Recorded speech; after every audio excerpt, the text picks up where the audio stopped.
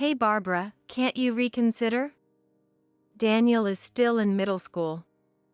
To leave him and move abroad. Barbara, the wife of her son, tilted her head slightly and frowned as if troubled. Daniel is plain and slow, and to be honest, it feels like he's not even our child. He seems to get along with you in an odd way, so please take good care of him. It's one thing to speak ill of oneself, but to say such words about her own son, Daniel, it made her tremble with anger. However, those feelings were suppressed, never turning into words, remaining in her heart.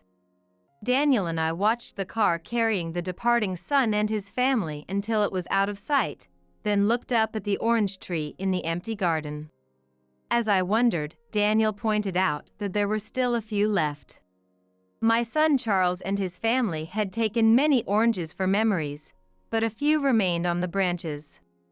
From a distance, it was hard to see clearly, but some of the fruit seemed to be slightly damaged. Does that mean they didn't want those oranges? As it got colder with a slight breeze, I suggested to Daniel that we go inside, but he shook his head slightly and turned to me, his face overflowing with tears. Dad and Mom don't want me because I'm slow. It's okay. You don't need to worry. I was furious. I closed my eyes, pondering what to do with this anger, and then pondered some more, firmly resolving to affirm and raise this child positively. My name is Susan. Lately, I've lost my appetite and have been feeling unwell. When I consulted a doctor about my unclear health issues, I was advised to get more nutrition. Even with the vague advice to get more nutrition, I wondered what exactly I should eat, considering going to a steakhouse every day. But that would never be sustainable with any amount of living expenses, so I decided to make balanced meals every day. No, that would be too much hassle to keep up. So, I decided to make it a point to eat the oranges planted in my garden. Honestly, I never really cared for the oranges planted in the yard before. I hadn't paid much attention to them every year. Usually, I left the fruit for the birds to eat or just cleaned up whatever fell to the ground, but this year, after seeing a TV infomercial about easy-to-use pruning shears, I was full of motivation and bought them. Just when I was determined to start picking the oranges, I ended up hurting my back. It was supposed to be easy according to the sales pitch, but apparently not for someone with a bad back. If there's a house in a quiet residential area known for its large orange tree, that would be ours. Our orange tree has years when it bears lots of fruit and years when it doesn't, and this year, the branches are laden with oranges. It's just the year I was determined to eat a lot of them. But what to do with my injured back? Just when I was thinking that, my son and his family came to visit at the perfect time. When I explained the situation to my son, he immediately said, "All right, I'll pick them." And he rushed out to the garden. My son and my grandson, Christopher, were using a long-handled pruning shear to joyfully pick oranges from the branches. "Wow, Christopher! You got a big one!" My son skillfully cut the oranges from the branches and had his son pick them up. As for me, I was sitting by the window overlooking the orange tree, staring at a chessboard with my other grandson, Daniel. Daniel was looking intently at the chess pieces laid out on the board, lost in thought, seemingly oblivious to the noise of Charles and Christopher gathering oranges in the garden. It seems I was so focused that I didn't even hear Charles and Christopher making noise while gathering oranges in the garden. When Christopher, the older brother, quietly placed an orange beside Daniel and then turned to me, he put his index finger to his lips in a gesture for silence. He didn't want to disturb his brother, who was deeply engrossed in the game. That was the kind of kindness Christopher had. "Charles, lunch is ready." "Yeah, thanks. We'll be right there." Perhaps one reason my son and his wife visit my house several times a month is because my husband had passed away early. My son's wife, Barbara, is a down-to-earth woman who naturally takes over the kitchen in our house to prepare lunches for everyone. Daniel and I were invited to join them for the meal, but Daniel remained silent, staring at the chessboard, unwilling to move. When I gently touched Daniel's shoulder, "Huh?" He looked up in surprise, saying, "Grandma, will you play chess with me after lunch?" "Of course. Let's go." Barbara, Charles, and Christopher were enjoying their meal while watching TV, laughing together. The TV featured a special on a high school soccer player belonging to a famous high school, and Charles pointed at the TV, tapping Christopher on the shoulder. "Hey, look, Christopher. The high school you're going to is on TV." Christopher has always been athletically gifted, shining in every game he plays. Daniel took up soccer as well, but wasn't quite as skilled. He couldn't outshine his brother. Barbara looked at Christopher with joy and said, "I heard from a friend that Christopher is quite famous among middle schoolers. He's really good at soccer. It seems his name has even spread to other schools." She looked even happier than Christopher, the subject of the conversation. I couldn't help but clear my throat and glance at Daniel's expression. He looked somewhat lonely, slowly slurping up his pasta one strand at a time. Now that Christopher has a scholarship for soccer in high school, it's Daniel's turn. With a promising brother like Christopher, Daniel will surely improve quickly too. Right. Christopher and Daniel, let's play soccer in the park after lunch. But Charles, isn't Daniel going to continue with chess? Oh, right. You haven't finished yet? I informed Charles that the game was still ongoing. Then, I suggested if they'd like to join us in chess, though playing soccer is also great. Charles and Barbara exchanged glances and started laughing together. You're joking, right? Playing chess by the window on such a sunny day? What an unhealthy hobby. Charles, that's a bit harsh on Susan's only hobby. Both of them seemed to mock me and Daniel, but I didn't want to argue and risk spoiling our family relationship, so I nodded along and started washing up in the kitchen. I peeled the freshly picked oranges, placed them on a plate, and brought them out. Christopher and Daniel started eating them, laughing together. I discreetly approached Charles and tapped him lightly on the head from behind. Hey, you know Daniel isn't much into sports like soccer, right? He enjoys playing chess, so don't say weird things. Did I say something wrong? Charles, seeming neither concerned nor remorseful, took the ball and went to the nearby park with Christopher and Barbara. Left behind, Daniel and I returned to our seats by the window. Sitting in front of the sunlit chessboard, Daniel casually looked up at the orange tree. There are still a lot of oranges left, huh? Yes, do you want some more? Daniel shook his head slightly and then turned his gaze back to the chessboard, refocusing his attention. He has a strong ability to concentrate. At this point, I can't predict how Daniel will grow up, but I have a feeling he'll take a path quite different from his brother Christopher's. And so years passed since then. On a sunny day, Daniel and I were again eating oranges picked from the garden. After Charles finished bringing in few small boxes to my house, he stood by the window with a gentle smile, looking up at the orange tree. Sorry, Mom, please take good care of Daniel. I pondered over how to respond. While caressing the oranges picked from the garden, I sighed. Christopher, having been recognized for his soccer talent at his new high school, was scouted by an overseas club team. I, knowing little about soccer, couldn't grasp the significance of the team that scouted my grandson. But when I heard Charles was ready to quit his job and move abroad, I realized this was a big deal. With assistance promised by the scouting team for their life abroad, Barbara was already excited about the overseas move. Every time we met, she would say, I'm really interested in foreign cultures. She was already studying the culture of the country through books. I had assumed the whole family would move abroad, but they asked me to raise Daniel alone in my house. Christopher was initially surprised and was opposed to the idea. Think about it, Christopher. Wouldn't Daniel be happier living here with Grandma than in an unfamiliar environment? Don't you think so? But Barbara convinced him by saying so. And today, after moving all of Daniel's belongings into my house, they were set to leave on an afternoon flight. Daniel looked sad as he checked the contents of a cardboard box filled with his clothes. Charles and Christopher, knowing they wouldn't return to this house for a while, picked many oranges from the garden tree as a final memory. As the tree's branches became bare with each orange picked, it started to look naked. Daniel, Grandma might not feel well sometimes, so help her out, okay? And work hard on your studies too.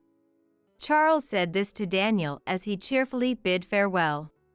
Though I knew it was already decided, I couldn't help but pull Barbara aside to a spot away from Christopher and Daniel and started speaking in a low voice. Hey Barbara, can't you reconsider? Daniel is still attending middle school. To leave him and move abroad. Barbara tilted her head slightly and frowned as if troubled. Daniel is plain and slow, and to be honest, it feels like he's not even our child. Since he seems to get along with you in a strange way, please take good care of him. It's one thing to speak ill of oneself, but to say such words about your own son, Daniel, made me tremble with anger. However, those feelings remained pressed deep into my heart, never turning into words. Daniel and I watched the car carrying my departing son and his family until it disappeared from view, then turned to look up at the orange tree in the empty garden. As I wondered about the tree, Daniel spoke and pointed out. There are a few left. Charles and the others had taken many oranges as memories, but a few remained on the branches. From a distance, it was unclear, but some appeared slightly damaged. Does that mean they didn't want those oranges? As the breeze grew colder, I suggested to Daniel that we go inside. He shook his head slightly and turned to me, his face overflowing with tears. Dad and Mom don't want me because I'm slow. It's okay. There's nothing to worry about. I was furious. I closed my eyes, pondering what to do with this anger, then resolved to affirm and nurture this child positively. 9 years have passed since then. Beside the chessboard by the window, I looked up at the orange tree in the garden. The birds know best when the oranges are ripe, pecking at the fruit when it's time. I used this as a cue to start harvesting. Stepping out from the window to the garden, I picked a low-hanging fruit. It was free of insect damage and had a nice color. After the doorbell rang, I called out loudly, "It's open!" To my surprise, I was greeted by an unexpected visitor as heavy footsteps approached. Mom, it's been a while. Where's Daniel? It's really been a long time. What brings you here all of a sudden? Well, I saw Daniel's achievements in the newspaper. Isn't it amazing? Finally, he feels like our son. As I sighed heavily and sat back down in front of the chessboard, Barbara asked, Where's Daniel? He's reading a chess magazine in his room. He's a pro now, so try not to disturb him. Since our parting 9 years ago, Daniel and I played chess daily, and he gradually showed his talent, eventually becoming a professional chess player. The journey was tough, but we persevered together. Though he never said it, Daniel might have wanted to prove something to the parents who left him. Recently, Daniel won a major title as a pro chess player, making headlines. I hadn't told Charles or Barbara, but they must have found out and hurried back. Soon, Daniel came out of his room. He had grown taller and more robust over the 9 years, the perfect picture of health. Charles, seeing his son all grown up, said, It's been a while. Saying this, he put his arm around Daniel's shoulder, and from behind, Barbara also. You've become so admirable. Smiled tenderly, as if completely contented. Now I'm willing to live with you.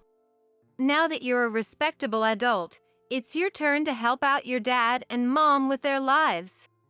I'm apparently not your child, so I have no obligation to help.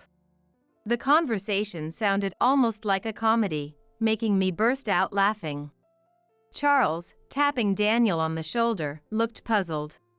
It seemed like the words were completely unexpected.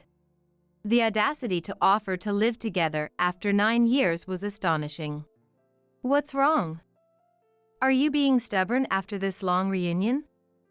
You must have been lonely living with Grandma all this time. Don't worry, we'll live together from now on. What are you talking about? Live together? I'm not a child anymore. Why should I live with you? Barbara, pulling Charles away from the frozen embrace, said. What are you saying? We haven't been able to contact Christopher for years, and our life is in shambles. We've been living off Christopher's soccer income, and now we have no savings. What does that have to do with me? After all the effort we put into supporting Christopher's soccer, he suddenly disappeared. We didn't know what to do. It's impossible for us to start working now, and you're the only one we can rely on. If you're looking for Christopher, he's here in this house. Hey, Christopher. At Daniel's casual call, Christopher appeared from the kitchen, wearing a cute cat apron, holding an orange, and skillfully peeling it with a knife. What's up? Christopher, with an innocent expression, surprised Charles and Barbara by being there. Christopher, why are you here? Seems like there's a lot we need to talk about, so just sit down and wait. I'll cut some oranges for us. As Christopher served the oranges on a plate to Charles and Barbara. I prepared coffee for everyone. Christopher began to share that, although he was initially enthusiastic about his soccer career and contract with an overseas club, his experiences abroad gradually sparked an interest in becoming an interpreter. Upon hearing Christopher's dream, Charles, being an interpreter won't earn you as much as a professional soccer player. That's not acceptable. Dismissed it without even listening. Disappointed by his parents, who seemed only to care about the money he could bring in rather than his dreams, Christopher lost interest in soccer. He secretly contacted Daniel and me and returned to our town. Now, he's working at a language school while studying to become an interpreter. After explaining this, Christopher sat up straight and faced Charles and Barbara directly. I'm truly grateful that you took me abroad for soccer. But I've found a dream I want to pursue more than soccer. If you're going to deny that, I'd rather you not be involved in my life. Not be involved? Do you know how much we sacrificed to support your soccer career abroad? He reflected on how much time he had sacrificed as a father to support Christopher's soccer. He passionately explained how much he and Barbara, Christopher's mother, had hoped and expected to make Christopher a top soccer player. Christopher, your dad quit his job to support your soccer. And now, you're giving that up for a job as an interpreter? It's not too late to go back to the club team. Right, that's a good idea. If life gets tough until you succeed in soccer, Daniel can support us. He's a famous chess player now, after all. The conversation seemed somewhat detached from reality. Perhaps even Charles and Barbara realized the absurdity of their words. Despite understanding the unfairness of their situation, fear of not being able to survive without such plans seemed to drive their irrational statements. The reason no one spoke up wasn't because the discussion had concluded, but rather because the end point of the conversation had become unclear. I poured coffee into each of the empty cups. The scent of coffee filled the living room, which was enveloped in silence. Daniel quietly shifted his gaze to the chessboard by the window. After Dad and Mom left for abroad, I played chess almost every day. Left for abroad? That makes us sound like the bad guys. Do you think you would have been happy if you had come with us? You're right. If I had lived with parents like you, I might have lost sight of what I was striving for, just like Christopher did. This provocative stance immediately angered Barbara. She stood up and lunged at Daniel, prompting me to quickly step in front of him to block her. Barbara glared at me and shouted at Daniel. "Move! How dare you speak to your parents like that?" Speak to your parents? It's been 9 years. 9 years. You didn't come back to see Daniel even once in all that time. Can you imagine how long these years have been for him? We are their parents, you know? Can you believe that children wouldn't help their parents? Christopher and Daniel are saying they're abandoning us when we're in trouble. Charles, not wanting to be outdone by Barbara's intensity, stood up to face me as well. Exactly. It's irresponsible not to help when your parents are in trouble. It's a child's duty. You're talking about duty? I mentioned I was feeling a bit unwell 9 years ago, remember? Yet, you chose to ignore that and went abroad. It's shameful to change your tune when it suits you. But that's because... Charles mumbled awkwardly, his gaze darting around, not sure what to do. Christopher approached Daniel with a calm voice and apologized. I'm really sorry for everything. Dad, we've decided we want to cut ties with you and Mom. Can you just leave us alone from now on? Don't joke around. What do you take your parents for? Use us when convenient and discard us when done? You're going to abandon us irresponsibly while we're struggling with our lives? Involuntarily, I found myself shouting. That's not it. My voice might have echoed throughout the quiet neighborhood, possibly heard by the neighbors. But I couldn't worry about the neighbors at such a moment. I grasped Christopher and Daniel's hands firmly in mine. Holding them by my sides, I could feel them trembling slightly. Despite their calm demeanor, they were frightened by their biological parents' sudden visit. I knew I had to express the anger on their behalf. It was time to voice the feelings Christopher and Daniel had harbored towards their parents. It's the adults' job to work for their children, not the other way around. We're the parents. We are a family. After abandoning a young Daniel and selfishly deciding on Christopher's potential, like you have any rights to say that. How are you their family? At my words, Charles's eyes widened in shock, and he reached out to grab my collar. Instinctively, I braced for any potential violence by curling up defensively. However, Daniel quickly stepped in front of me and effortlessly lifted Charles, sending him spinning through the air.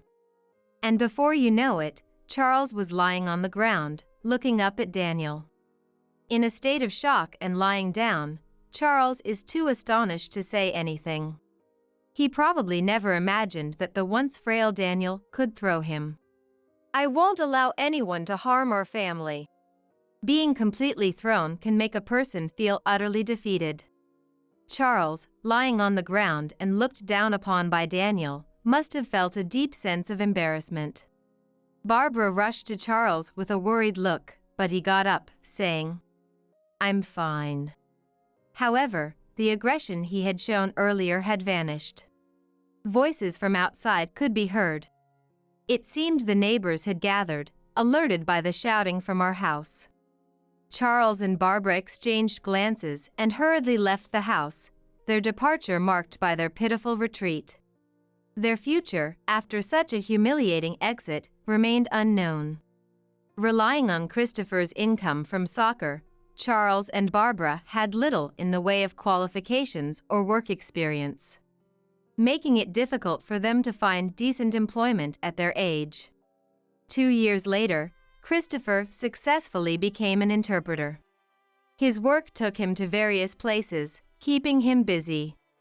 Daniel continued to diligently study and practice chess, striving to master the game. Both brothers excelled in their respective fields. As for me, with my grandchildren grown and independent, I started teaching at a children's chess club, aiming to nurture their interests. Having loved chess since childhood, I had once dreamed of becoming a professional player. Despite joining chess clubs in middle and high school and competing in numerous matches, I recognized my limitations and eventually lost faith in my own talent.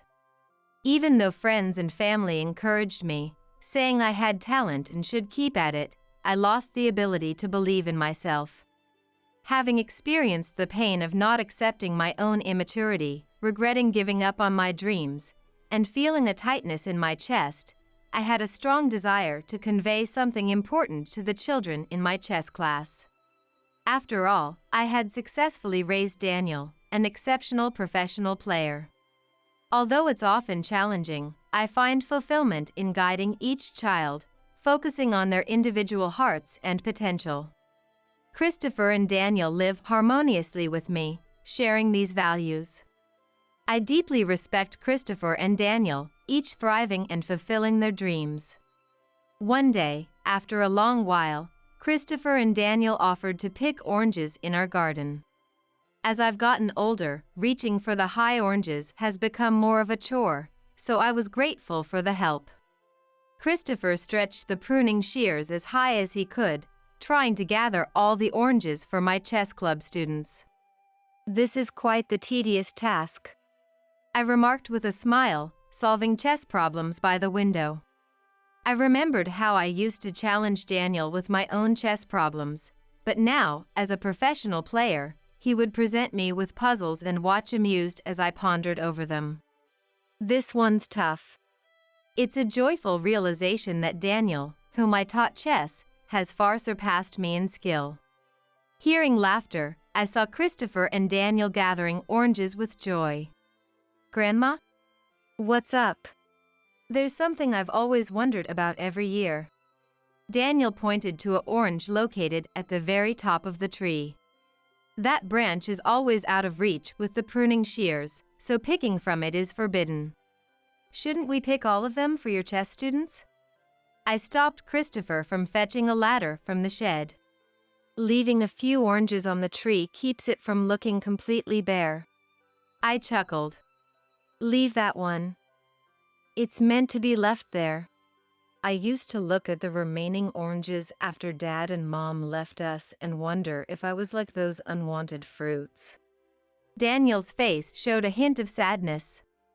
I remained silent, focusing on the chess problem. "Not just for oranges, but there's an old custom of leaving one fruit on the tree instead of picking them all." Daniel came over to me and watched as I pondered over a chess problem he had created. His expression bore the same youthful look as it did back then. "There's an old custom of leaving one fruit on the tree as a token of gratitude and hope for future harvests." Gratitude and hope. Moreover, it's left as food for the birds to help them through the harsh winter. The last remaining orange isn't unwanted, it's actually the most special one. Special. I see, so that's how it was. Daniel whispered softly, and I gently stroked his head.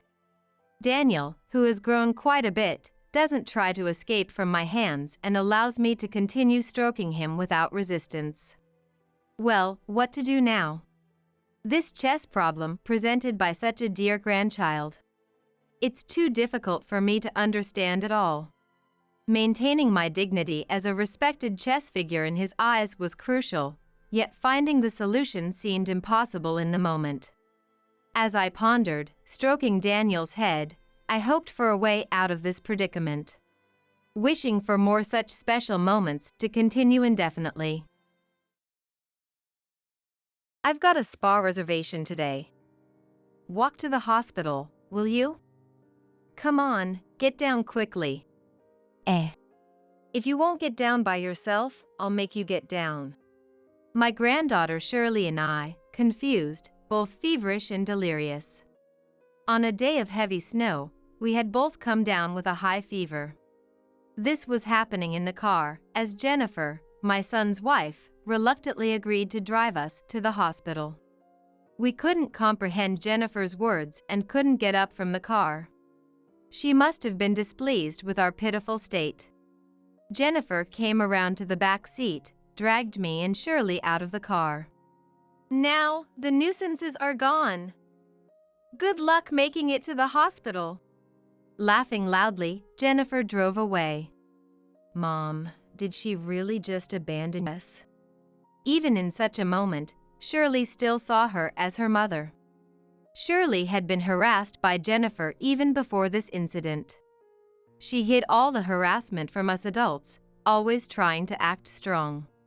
But when you're sick, your true feelings can show. Feverish and delirious, tears in her eyes, Shirley watched the car drive away. We had been enduring Jennifer's harassment for a while, but this was the last straw. From the hospital phone, I managed to call someone for help. "I'm Carol. I retired last year and now work part-time, a 60-year-old housewife.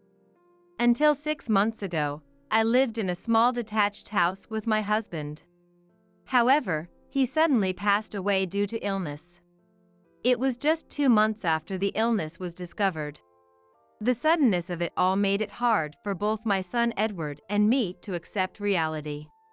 I had been with my husband since we were in junior high. It felt like our hearts and bodies were in the same state. Right after he passed, I couldn't even eat. Sorting through his belongings at home, I couldn't stop crying and barely made any progress. Edward would occasionally come to the house to support me. Gradually accepting reality and finishing the home organization, Edward suggested I live with him. But Jennifer is there, so I'll refrain. Edward got married around the age of 30. His wife, Jennifer, a housewife 2 years younger than him, approached him at their workplace. Won over by her passionate pursuit, Edward, after about 6 months of dating, quickly married her. After marrying and retiring, Jennifer was blessed with a child and gave birth to their daughter, Shirley. Jennifer truly adored Edward. Though their meetings were infrequent, it was evident from her actions how much she valued Edward. Perhaps that's why she preferred to keep some distance from the in-laws' house. Jennifer and her family lived about an hour's drive from our home, having bought an apartment there. However, even after marriage, Edward remained very caring towards us, his parents. He once bought a refrigerator for my birthday as a present. Not only that, but for our wedding anniversary, he would take us, his family of 3, on vacations. He was a child with strong family values, by any standard. But it's not like we spoiled him without limits. Of course, we praised him when he did well and scolded him for doing what he shouldn't or when he behaved badly. Even after marriage, we told him not to go out of his way for us and to prioritize Jennifer and their family. However, Edward always said, "Jennifer is very understanding. She always supports me," and never changed his ways. But Jennifer seemed to harbor some dissatisfaction towards Edward. In moments when it was just the two of us women, she would indirectly speak ill of us, as if she harbored hostility. There were no direct actions like breaking things, but I feared something might happen if we spent too much time together. Edward was a good kid but not the best at sensing things. Jennifer seemed to take advantage of that, acting as a gentle and kind woman in front of Edward. Between the two of them, they seemed to manage well enough. Honestly, I had some reservations about moving in with them due to these circumstances. Living alone can be tough, right? Jennifer and Shirley are both on board with you moving in. Having my granddaughter Shirley around meant I wouldn't be alone with Jennifer as much. Plus, it was unlikely she would do anything in front of Edward. Shirley was cheerful and more like Edward in personality. She was fond of me, too. Holding on to a sliver of hope, I nodded in agreement. "All right. I'll be careful not to be a bother. Please let me live with you." "You're more than welcome." We'll get your room ready. Since I wasn't giving up my own home, I only had to pack the essentials. Thus, I moved in with Edward and his family, keeping only the most important things at my house. My faint hope was quickly shattered. After moving in, I experienced harassment from Jennifer, especially when Edward wasn't around. She would open parcels I ordered online, eat the ice cream I bought without permission. And sometimes my laundry was the only batch not washed. Carol can do it herself since she's capable. Please buy your detergent, too. If I used the dryer, I'd be scolded for wasting electricity. Reluctantly, I started separating my laundry into a different basket. Yet Edward noticed nothing. Instead, he thought I was voluntarily taking on household chores. This was likely because he spent little time at home and left all the housework to Jennifer. Jennifer actively takes care of Shirley in front of Edward, so life goes on to some extent. However, this life felt suffocating for me. I debated countless times whether to report this to Edward or leave the house. But I thought all it took was for me to endure. I didn't come here to break up a family with a daughter. Instead of talking to Edward, I kept a diary of my unspoken frustrations. As potential evidence for anything that might happen, detailing everything meticulously. Using a voice recorder would have made for stronger evidence. But I didn't want to escalate things, so I refrained. It was frustrating, but I was living under their roof. I was determined to endure until things settled down. That was until I saw Jennifer harassing Shirley. I caught her throwing Shirley's stuffed animal into the trash. It didn't seem like discipline or teaching a lesson. Edward has always adored children, especially his daughter Shirley, to the point of spoiling her. He regularly bought her the things she wanted, including the stuffed animal she just had thrown away. As far as I could tell, Shirley hadn't done anything wrong to deserve that. "Shirley, did something happen?" So I asked her. "It's always like this." "Always?" "Nothing happens when Dad is here. But when he's gone, she becomes like a demon, scary." "That bad?" "Sometimes there's no food, and she tore the clothes Dad bought because Shirley is a bad girl." It seemed Jennifer was jealous of Shirley too. It was obvious to me how much Edward cared for Jennifer. The engagement and wedding rings were from a high-end brand Jennifer wanted, costing a total of $10,000. He never missed giving presents for birthdays or anniversaries. Yet, Jennifer felt she wasn't his number one priority. In front of Edward, she was a good mother, but without him, she acted like a tyrant. "With Dad, Mom buys me anything and is kind." "I'm scared of getting scolded by Mom, so please keep this a secret." Shirley is in 2nd grade this year. A young child bearing this alone. Why didn't I notice sooner?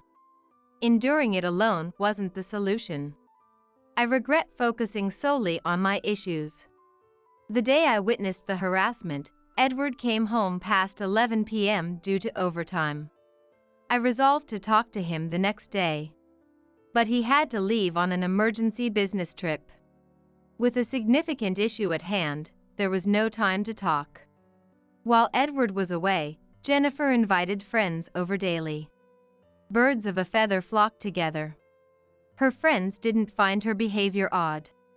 Jennifer did as she pleased, hosting parties at home. During this time, not only was I neglected, but Shirley wasn't even provided meals. The harassment towards me escalated. I needed to find a way to consult Edward over the phone. But Jennifer sensed my intentions. "Don't report to Edward. It would be troublesome if my position were jeopardized further." Jennifer took both my mobile phone and Shirley's. I couldn't retrieve them without knowing where they were hidden. Although there's a phone in my own house, I didn't know Edward's cell number. Moreover, with Jennifer often home, we were under constant surveillance. Escaping was difficult, and running away alone would be futile. I had to find a way to rescue Shirley too. I was starting to panic. Jennifer's neglect had become evident. I was cooking for Shirley with groceries I bought with my own money. I took care of all the laundry, walked her to and from lessons, and handled everything from taking out the trash to cleaning. Despite this, Jennifer continued to host parties every day, and if I missed even a day of cleanup, the house would start to smell, affecting Shirley, who has a chronic respiratory condition and needs regular visits to a major hospital for blood tests, X-rays, and other exams, which I accompany her to. "Grandma, are you overdoing it?" "It's okay, I'll protect you, Shirley. I hope Dad comes back soon." Seeing Shirley tear up made me realize the urgency of resolving our situation. It had only been 2 months since I moved in. I had quit my part-time job due to the move and wasn't part of any community groups like senior clubs. With my mobile phone taken, I had no means of communication. I had no one to directly consult with. I wasn't even informed how long Edward would be on his business trip. It was the beginning of days filled with despair. 2 months into this life, in February, possibly due to global warming, the year experienced extreme temperature fluctuations. Mental stress likely played a role, but both Shirley and I had been feeling unwell. Sometimes Shirley would skip school. "School is better than home," she insisted. Then came a day with snowfall said to occur once every 10 years. The day before, I felt unwell as usual and woke up with a fever of 102.2 degrees Fahrenheit. Shirley seemed to have caught a fever too, struggling even to get up. We had no antipyretic pain relievers at home.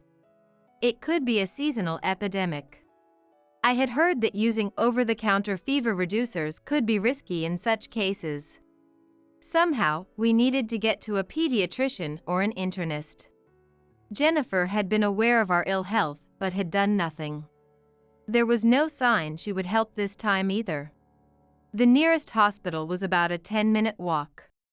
Though Shirley was in 2nd grade, she was taller than her peers. At over 60, I've never been injured, but physically, it was demanding. If only I weren't feverish. Reality remained unchanged despite my wishes. I managed to get Jennifer to call a taxi company. But due to the heavy snow, all were out. And with uncertain wait times, they couldn't dispatch one. How could I get Shirley to the hospital? I had no choice but to rely on Jennifer. After much deliberation, I reached that conclusion. "Please, can you drive us to the hospital?" I pleaded with Jennifer. She seemed to ponder before responding. "All right, but asking me for a favor means you'll need to provide something in return, right?" she said, implying I had to pay her as if she were a taxi. If it meant getting Shirley the care she needed, I had no choice but to agree. "It's not much, but will this do?" I handed Jennifer all I had, $100. She visibly grimaced at the amount, presumably expecting more. It's no surprise the amount was small. I had quit my part-time job. Despite this, I was covering the expenses for Shirley that Jennifer wasn't paying. The $100 was a significant amount for me, but it couldn't be helped. Jennifer, with a look of dissatisfaction, securely placed the $100 in her wallet. "Well, all right. Hurry up and get ready." Her reluctance was evident, but it seemed she would drive us after all. Unsure when Jennifer might change her mind, I quickly prepared Shirley, who was barely able to stand, and we got into the car. Because of the rush, I was still in my pajamas. Jennifer just looked at her mobile phone while we were getting ready. We set off amidst the heavy snow that blurred our vision. Jennifer's irritated driving came to an abrupt halt halfway to the hospital. "What happened? Did the car break down?" I just remembered I have a spa appointment today. Walk the rest of the way to the hospital. Come on, get out quickly. Eh. If you won't get out by yourself, I'll make you get out. Shirley, delirious with fever, and I, confused. Couldn't understand what Jennifer was saying and couldn't get up from the car. Apparently displeased by our inability to move, Jennifer came around to the back seat and literally dragged us out of the car. Now, the nuisances are gone. Good luck making it to the hospital. Laughing loudly, Jennifer drove away. Mom, did she really just abandon us? Even in such a moment, Shirley still regarded her as her mother. With tears in her eyes and a feverish gaze, she watched the car drive away.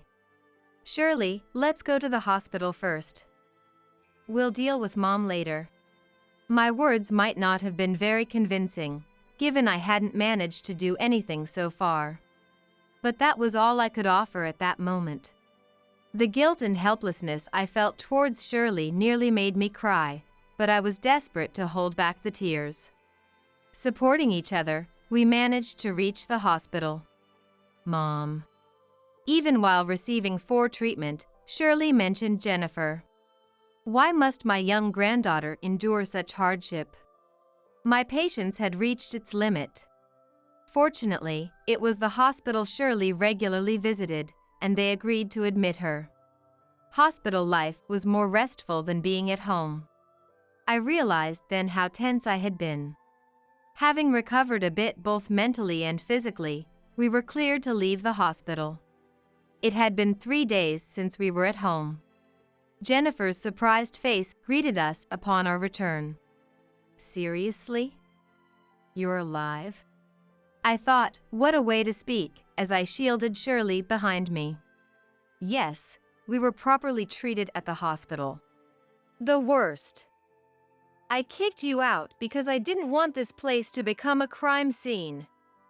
It would have been better if you had just disappeared. Jennifer was scolding us with a look of disdain. Her face turned pale the next moment, thinking she was alone in facing us. Jennifer, what are you saying? The person who came from behind us was Edward. Edward, why are you here?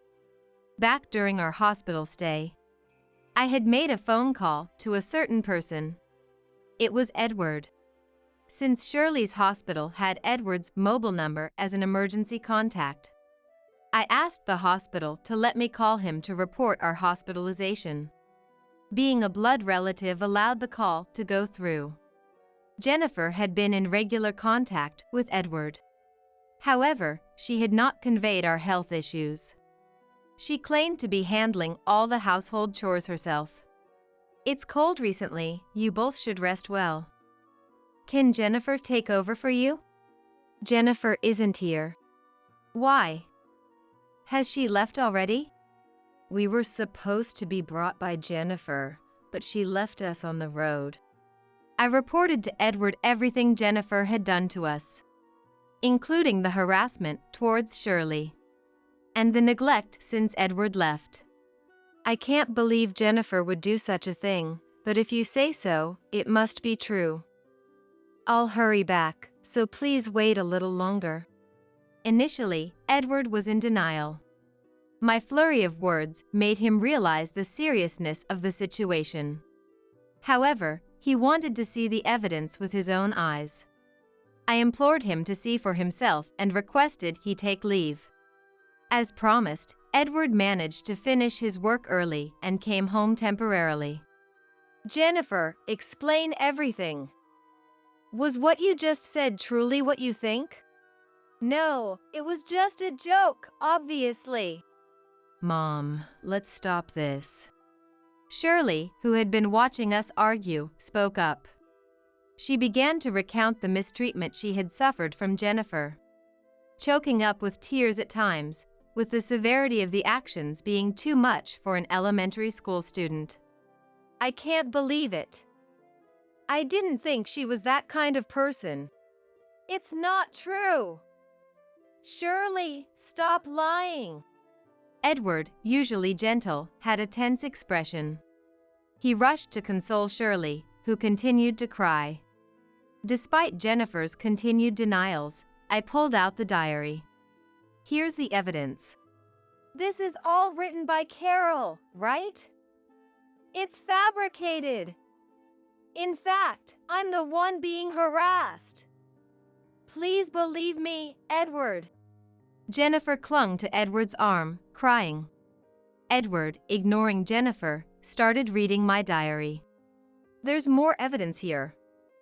Come in, please. I regretted not buying a voice recorder. There was no turning back now. I realized I needed to present irrefutable evidence or Jennifer might manipulate the situation to her advantage. In a move that felt partly like a gamble, I believed there would be physical evidence and let Edward into the house. My hunch was correct. It appeared Jennifer had hosted a party at our home the previous day. The living room was cluttered with empty alcohol containers and uneaten fast food, creating a slight odor, especially since we had been away for 3 days. So, everything Mom has been saying is true. I just hadn't gotten around to cleaning up yet. Jennifer, we need to divorce. I'll take care of Shirley. Edward, cutting off Jennifer's excuses to suggest divorce, seemed to show he wasn't willing to entertain her justifications any longer. Jennifer, faced with the idea of divorce, couldn't accept it, breaking down like a child, incapable of coherent discussion. Right there, Edward called Jennifer's parents to explain the situation over speakerphone, allowing us to hear their reactions. After initial shock, Jennifer's parents sighed deeply and ended the call with continuous apologies to us. Jennifer didn't calm down enough to talk properly after that, only repeating apologies to Edward without once explaining herself to me. It was clear staying there wouldn't change anything. Excluding Jennifer, the 3 of us decided to begin a new life in my standalone home. Edward, still somewhat attached, tried to engage Jennifer in conversation several times afterwards. However, she only ever responded with denials. It's not true. I'm not at fault. This infuriated me once more, reminding me of a child's denial. She wasn't inherently bad. I had hoped if she changed her behavior, we might have a chance again. But it never came to that. The absence of any change led Edward to decide on divorce. Communication became impossible, so they proceeded with lawyers to finalize it. Shirley initially showed some resistance to the divorce. It's sad for Mom. I think Dad should be with her, despite enduring so much mistreatment herself. Probably, Jennifer's good mother facade in Edward's presence was hard for Shirley to forget. A small act of kindness left a lasting impression. Perhaps, in some ways, Jennifer was pitiable, her life having drastically altered since meeting Edward. Shirley's words allowed me to feel pity for Jennifer for the first time, aside from my anger. However, Edward and I always shower Shirley with the same love. Being with us, where she doesn't have to fear people's faces, must be more comforting for her. Gradually getting used to life in the detached house and feeling secure away from her mother, Shirley began to resolve to distance herself from Jennifer. We were in a position to demand child support and damages, but it seemed Edward couldn't bring himself to do it. Moreover, as Jennifer had been a housewife, she had no savings or income. Thus, we did not pursue any financial claims, and the divorce proceeded without them. Jennifer's parents, having been contacted by Edward, flew in from their rural home, which is quite far from where we live, so it took them some time to arrive. After the divorce was finalized, Jennifer was taken in by her parents, who came to our place to apologize in person for the trouble caused. They even offered me cash as compensation for the inconvenience, particularly towards me. According to Jennifer's parents, she had become mentally unwell after separating from Edward. She had a history of getting deeply involved in her romantic relationships since her student days, sometimes causing trouble or distress to her partners. Each breakup left her deeply depressed, sometimes confining herself at home. She had become somewhat more stable mentally as she began to lead a fulfilling life outside of her personal affairs. But then she met and fell in love with Edward. Edward's kind nature, always trying not to make her feel insecure, was comforting for her. However, she disliked his kindness towards others. All these factors combined led to the current situation. Her parents have since helped her start psychiatric treatment. But recovery seems slow, with Jennifer mostly staying in her room. Hospitalization was considered, but for now, she is being closely monitored at home. At the doctor's suggestion, all of Edward's contact information has been deleted. And he has done the same, so there's no longer any contact between them. I declined to accept the inconvenience money, asking for it to be put towards Jennifer's treatment instead. Edward seems unaware of Jennifer's current situation. We, the parents, debated whether to inform him but decided against it, thinking neither Edward nor Shirley would want to revisit those memories. Especially Shirley, who might think, if only I hadn't been there. The scars Jennifer inflicted during her childhood are too significant. We've decided to keep it among ourselves. Life with Edward and Shirley has begun, and not once have I felt like a burden. I feel sorry that Shirley had to transfer schools. But she insists it doesn't bother her. Edward tries to finish work early and come home. I haven't resumed part-time work, but joined a local seniors exercise club, realizing the importance of community engagement through this ordeal. This has also allowed me to get to know our neighbors. Now, I live modestly happy days with my beloved son and granddaughter. As soon as Thomas saw me, he pleaded, Please, take care of me. "Why should I do that?" I blurted out reflexively. Who does he think he is asking this? When I was hospitalized with a broken bone. It's a no from me. Ask someone else. And who was it who said that? It's your own responsibility. Be grateful you even got help. This is the end of me reaching out to Thomas.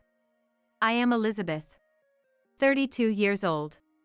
Married 5 years ago, with my husband Thomas, our son Anthony, and our dog Max. We're a family of 3 and 1 pet. Thomas works at a major IT company and is very busy every day, leaving home early in the morning and often not returning until the date changes isn't uncommon. He frequently works on weekends and takes business trips once a month. Thanks to that, Thomas rarely spends time with the family and has almost no memories of playing with Anthony. However, he has risen rapidly in his career, attaining a managerial position in his 30s. We were able to build my dream house because Thomas worked so hard. My parents are farmers in a rural area. That's why I always longed for a suburban house with a yard. Thanks to Thomas, Anthony and I live comfortably. I've come to terms with our limited family time. To outsiders, we might seem like a blessed family. However, due to my husband's frequent absence, I handle all the childcare and housework alone. It's basically single parenting. I wanted to work and send Anthony to daycare, but Thomas insisted on a preschool that also teaches. So Anthony goes to preschool and I ended up as a housewife. But I have a reassuring friend. My childhood friend Madison. We're the same age and from the same countryside. By coincidence, our kids attend the same preschool. Madison has been a single mother since her divorce last year. After dropping Anthony at preschool, having coffee at my place is my only break. We share our gripes about Thomas and the hardships of parenting. It's when I'm talking to Madison that I realize something. Unknowingly, I've been harboring dissatisfaction towards Thomas. People always say it's wrong to feel dissatisfied in my situation, and I thought so too. But maybe, I was just convincing myself not to be discontent. One day, while walking Max, he suddenly ran off. I chased after Max desperately. A car had stopped in front of me, and while Max managed to avoid it, I wasn't able to stop and ended up hitting the car. It was entirely my fault. Max looked at me worriedly from the sidewalk. I was relieved he was safe, but I couldn't stand up. I was taken to the hospital by ambulance, diagnosed with a bruised shoulder and fractures in my ankle and fibula, and admitted immediately. It seems I'll be hospitalized for about 3 months. I wondered what would happen with Anthony's care. And the house. The worries seemed endless. I called Thomas's mobile phone. I thought he would cooperate at a time like this, but he was continuously unavailable. As I grew anxious, Madison called me. It was to discuss costumes for the preschool play, but I cut the conversation short and asked her to take care of Anthony. Madison was initially surprised and concerned for me, but hearing that I sounded stronger than expected, she gladly agreed to look after Anthony. I was so grateful I almost cried. Next, I phoned Mom to briefly inform her of the accident and my weeks-long hospital stay. She said she'd come as soon as she finished her tasks. Until Mom arrives, Madison would be the only one to rely on. After hanging up with Mom, Thomas finally called. Sorry, I was too busy to answer the phone. I reported the accident to Thomas and asked him to bring some clothes and essentials. But his response was unbelievable. No way. Why should I do that? I have to get up early tomorrow, ask someone else. I had expected Thomas to be incredibly worried, but I was the one shocked. Not just because he refused to bring my things, but because he showed no concern at all. I had hoped for Thomas to worry about me and our family. Was I too naive to expect kind words from Thomas? The next day, Madison came to the hospital. She brought my change of clothes and other necessities from home. Madison has a key to my house. And I have one to hers. We always agreed to help each other out in emergencies. I brought extra towels. Let me know if you need anything else. Madison's thoughtfulness made me feel so grateful. After Thomas's behavior yesterday, her kindness was a relief. I couldn't help but tear up. Madison said with a laugh, "You're overreacting," lending me a handkerchief. Madison is the complete opposite of me, calm, good at reading the atmosphere, and empathetic. I've never seen her in a fight. She's nothing like me, who wants to get a qualification and work outside. Are you okay from the injury? Take better care of yourself. Madison's ever-gentle tone comforted me. Don't worry about Anthony. He stayed at my place last night and slept with my kids. Without me saying anything, Madison understands. Why is Thomas so indifferent to us? I get he's busy, but he doesn't even visit you in the hospital and hasn't seen Anthony, right? While Madison visited, I vented my frustrations about Thomas. Seeing me sighing and lamenting, Madison smiled kindly. Men are like that sometimes. He's probably under stress we don't know about at work. Maybe, but not showing his face or concern, that's going too far. Thomas works late, he's not just out having fun, right? That's true. We have a comfortable life in our own home because of Thomas. He does earn enough for us. I felt somewhat convinced by Madison's words. Let me know if you need anything. I can make time to come see you. Talking to Madison lightened my mood a bit. I'll have a proper talk with Thomas once I'm discharged from the hospital. Right now, I just wanted to see Anthony. Mom came from the countryside to help, and after 3 weeks, I was finally home. Mom dropped me off and left immediately due to responsibilities back home. My house felt so nostalgic after 3 weeks. Max greeted me. He barked at my crutches as if they were the enemy. I sat on the sofa and looked around. Nothing had changed. Home really is comforting. Max kept barking at me, even as I relaxed on the sofa. There are no crutches now. What's wrong? Max dove into my bag and pulled out a handkerchief. The one I meant to return to Madison. I had put it in my bag to wash it at home. Max grabbed the hem of my pants and started pulling. He seemed to want to take me somewhere. I managed to get up and followed Max with my crutches. He walked excitedly. Max stopped in front of our bedroom, stood up, and opened the door with his claws. "Why the bedroom?" "Max, what's going on?" Without hesitation, Max dived under the bed and pulled something out with his mouth. It looked like a beautifully patterned cloth. Max dropped it in front of me. It looked familiar. I spread it out and realized it was a scarf. I remembered seeing it weeks ago. Yes, Madison wore it when she visited me in the hospital. But why is Madison's scarf here? I shuddered at an unpleasant thought. No, that can't be right. Madison is my childhood friend, my best friend, and she's kind. I shook my head to dismiss these scary thoughts. Then, Max climbed onto the bed and started pulling at the sheets. I felt as if the blood had drained from my body. If Max was right, it would mean Madison had slept in our bed. Madison's gentle smile flashed in my mind. It must be an overthinking. I talked to Max that no such thing have happened. Madison couldn't have slept here, right? Max gently licked my face. In the afternoon, Anthony came home. Seeing me, he hugged me tightly. Indeed, Anthony is my sunshine. I felt brighter and warmer.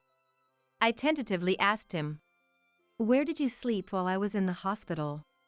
"In my room, with Madison and her kids at our place. It was fun." "What does that mean?" "I thought Anthony stayed at Madison's house." "Didn't Madison say so?" My suspicions only grew.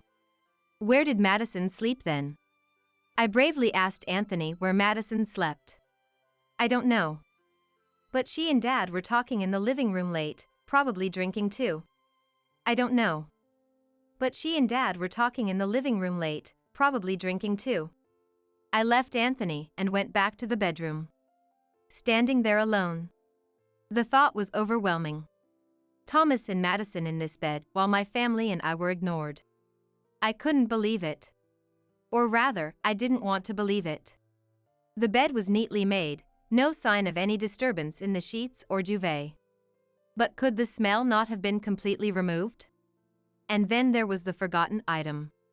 That Max had noticed it. Since discovering this suspicion, I couldn't sleep in that bed. I started sleeping with Anthony.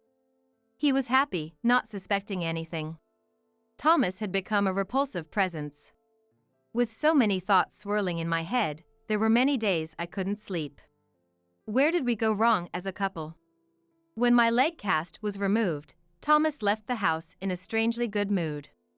I had a bad feeling. While waiting for the preschool bus, Madison arrived. She was unusually stylish. Her makeup a bit more flamboyant. "Good morning. You look so stylish today. Got a date?" I asked casually, trying not to show my suspicions. Madison smiled unabashedly. "I've met someone I really like," she said. It was clear now. No proof, but Madison was doing something despicable. She liked the one person she shouldn't. I struggled to hide my trembling, angry hands. After parting with a happy Madison, I returned home, stunned.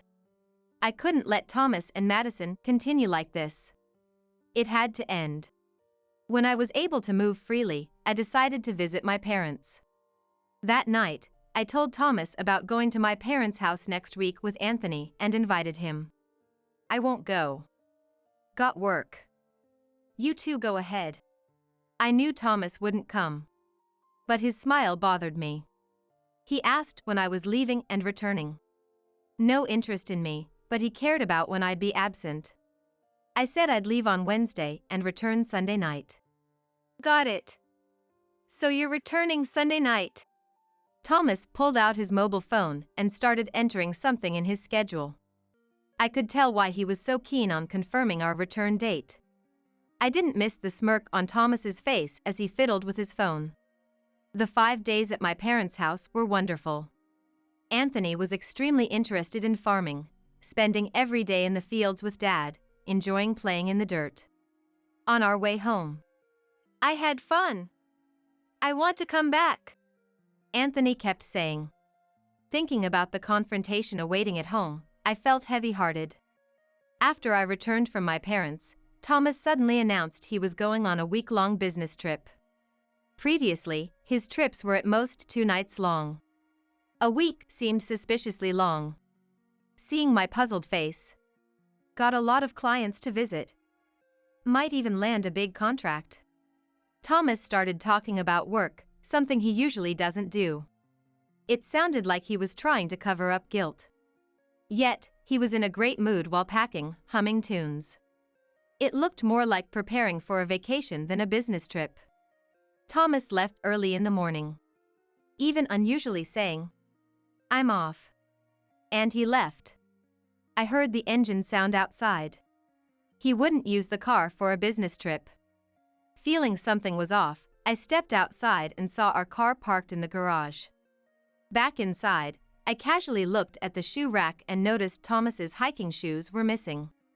You don't pair hiking shoes with a suit. Checking the closet, his outdoor jacket was gone too. What kind of business trip was this? But still, Thomas being away for a week was a fact.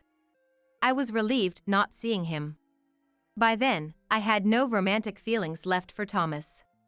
A few days later, while cleaning the house after dropping Anthony at preschool, I received a call from an unknown number on my mobile phone. I answered with caution. It was from a hospital near my parents' house, located in the mountains. Shocked by the call, I rushed to the hospital. After picking up Anthony from preschool, we hurried to my parents'. I explained briefly to Anthony in the car. Thomas had gotten lost while camping, slipped, and fell down a ravine. He was alive but suffered from multiple bruises and a severe open fracture in his leg. Luckily, he was rescued by local firefighters. It could have been life-threatening if not for the rescue. Initially, Anthony joked, "That's just like Mom." But when I told him about the severity, he became serious and worried. I left Anthony with my parents and headed to the hospital. Indeed, Thomas's business trip was a lie. I knew it, but still, I couldn't contain my anger. I felt too kind for bringing his clothes and other belongings. I also brought an important envelope with me. At the hospital, I learned Thomas was in intensive care. While waiting in the lobby, I heard painful screams. It seemed to be Thomas's voice. I was worried, but also thought it was divine punishment. After a while, a nurse guided me to the ICU. There, Thomas was crying and screaming in pain and fear. His neck was immobilized, and his body was wrapped in bandages. Anthony, seeing him, would probably exclaim, "He looks like a mummy," making a big fuss. He was in such a pitiful state. As soon as Thomas saw me, he pleaded, "Please, take care of me." Why should I? I blurted out reflexively. Who does he think he is to ask this? When I broke my bone and was hospitalized. It's a no from me. Ask someone else. And who was it who said that? Then, the curtain of the next bed opened. And I screamed. There was Madison. Indeed, they had gone camping together. Madison was injured too. Not just her arms and legs, but her face and head were wrapped in bandages. Her eyes were terribly bruised. She couldn't move freely. Thomas, with his face immobilized and in pain, hadn't noticed the curtain open. He vented his frustration and pain at me. Do you even understand my pain? Don't just stand there, start taking care of me. Thomas had fallen from a high place to the bottom of a valley. Of course, it would hurt. He was lucky to be alive. Like I could understand your pain. I snapped back at Thomas. My patience had reached its limit. Thomas lied about a business trip to go camping with Madison, got into an accident, caused trouble for everyone. And now he's making a scene about being cared for. It's your own responsibility. Be grateful you even got help. I was done extending my hand to Thomas. Our marital relationship was already over. Today, here it all ends. Madison is here too, so it's perfect. Time to settle things. I decided to corner Thomas. I didn't care about his pain anymore. Justice was on my side. Do they call camping a business trip at your company? Or were there clients at the campsite? I didn't relent. I kept pressing Thomas. Do you need to go to remote mountains for IT work and risk getting lost? Thomas glared at me through tears, enduring the pain. Shut up. It's none of your business. You went back to your parents' house, didn't you? Don't lecture me. What an audacious claim. I had honestly said I was going to my parents. But Thomas had lied. I didn't lie. Did you have a reason to lie? Thomas just glared, unable to retort. I turned my back on the silent Thomas and looked down at Madison. Did you follow Thomas and fall too? Madison, grimacing in pain, spoke. Yes, I was trying to help Thomas and we both slipped and fell. So, your fun camping trip turned into a disaster. I snorted. It's not what you think, Elizabeth. It's a misunderstanding. Madison retorted in a small, pained voice. What misunderstanding? It all seemed to be the truth. I insisted on going camping with Thomas. I know this area well. There are hidden spots there. Madison was defending Thomas. Maybe she felt like a victim. Please, don't blame him. Thomas did nothing wrong. Madison was sobbing. The more she spoke, the less truthful it sounded, yet she continued. I didn't mean to hurt you, and I never expected it to turn into this. I'm really sorry. Madison seemed intoxicated by her own tears. Her words felt insincere. I should be the one crying. Thomas, noticing Madison's voice, interrupted our conversation. I just accompanied Madison for her hobby. I couldn't refuse your best friend's invitation. Thomas seemed determined not to admit any infidelity. So, the business trip was a lie, then? Thomas began to get flustered. Victim-playing Madison continued to defend Thomas. Both of you, stop it. This disgraceful affair will only bring more trouble if it continues. It seemed I would be the one to bring retribution upon Thomas and Madison. I was done with Madison's melodramatic charade. I took out an envelope from my bag, which I had brought from home. I spread out the photos from the envelope over Thomas and Madison's bed. Thomas and Madison were speechless, their eyes wide. The photos showed Thomas and Madison entering a hotel arm in arm, and entering my house, hands intertwined. I had hired a detective when Max found Madison's scarf in our bed.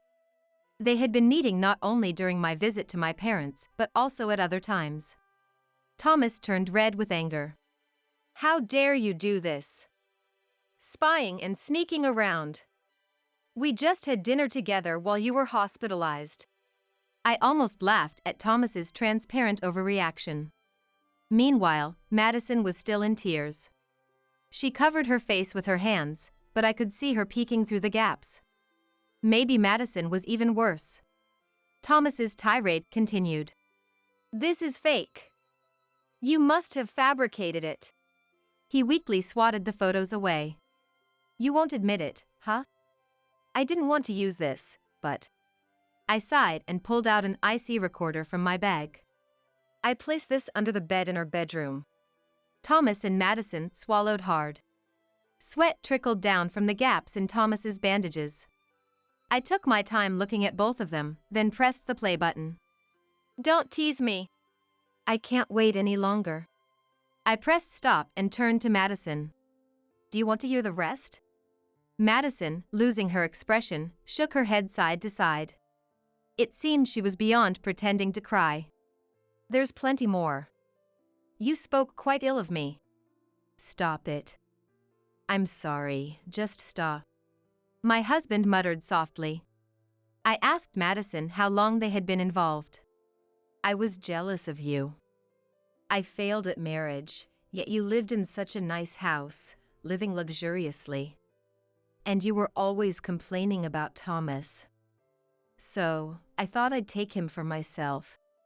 It all started from Madison's jealousy. She envied others. If I had Thomas, I could have a life like that too. What's wrong with that? Madison was defiant, playing the victim. While listening to us, Thomas tried to snatch the IC recorder from me. Careful! Moving suddenly caused him intense pain. He lost his balance and fell from the bed. Thomas didn't make a sound. It seemed like he had fainted. Madison, shocked, looked at Thomas. I pressed the nurse call button. Nurses arrived quickly, and I was ushered out of the ICU. Once in the hallway, I realized my legs were shaking. I had been strong in confrontation, but I was really scared.